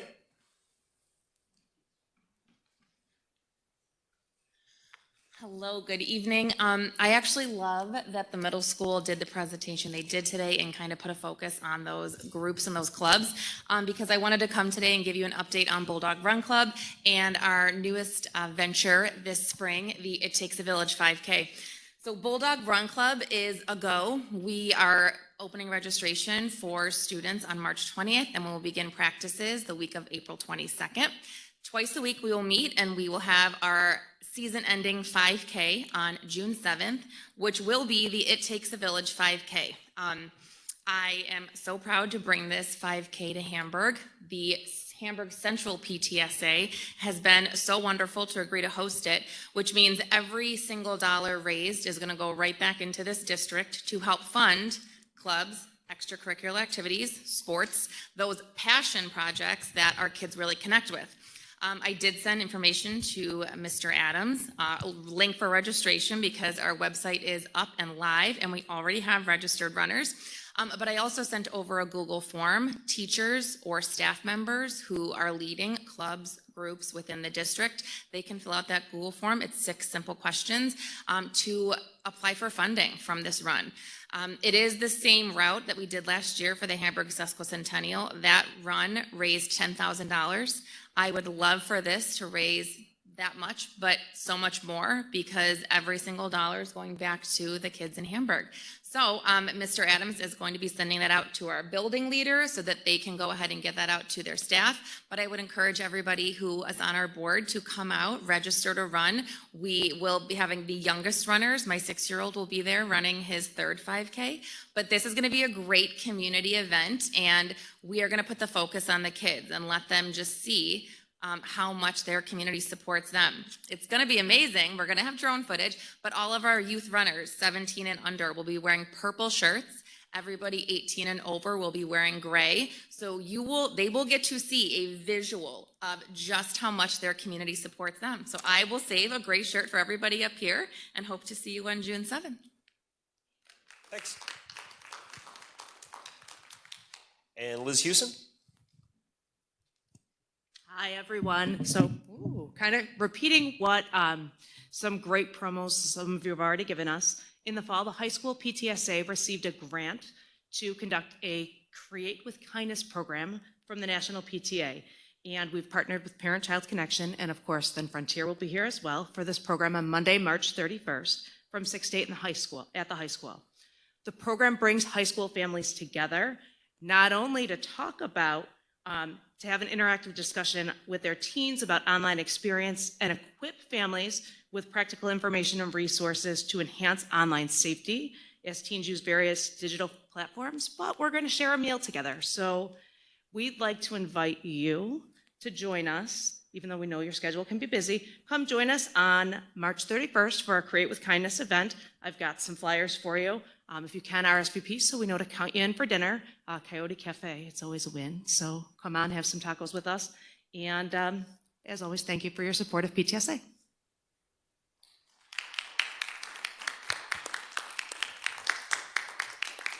Liz. That is the final item for tonight. So looking for a motion to adjourn the March meeting. So moved by Rich, second by Laura. All in favor? Opposed? Item passes and we are adjourned. Thanks, everybody. Thanks for coming, everybody.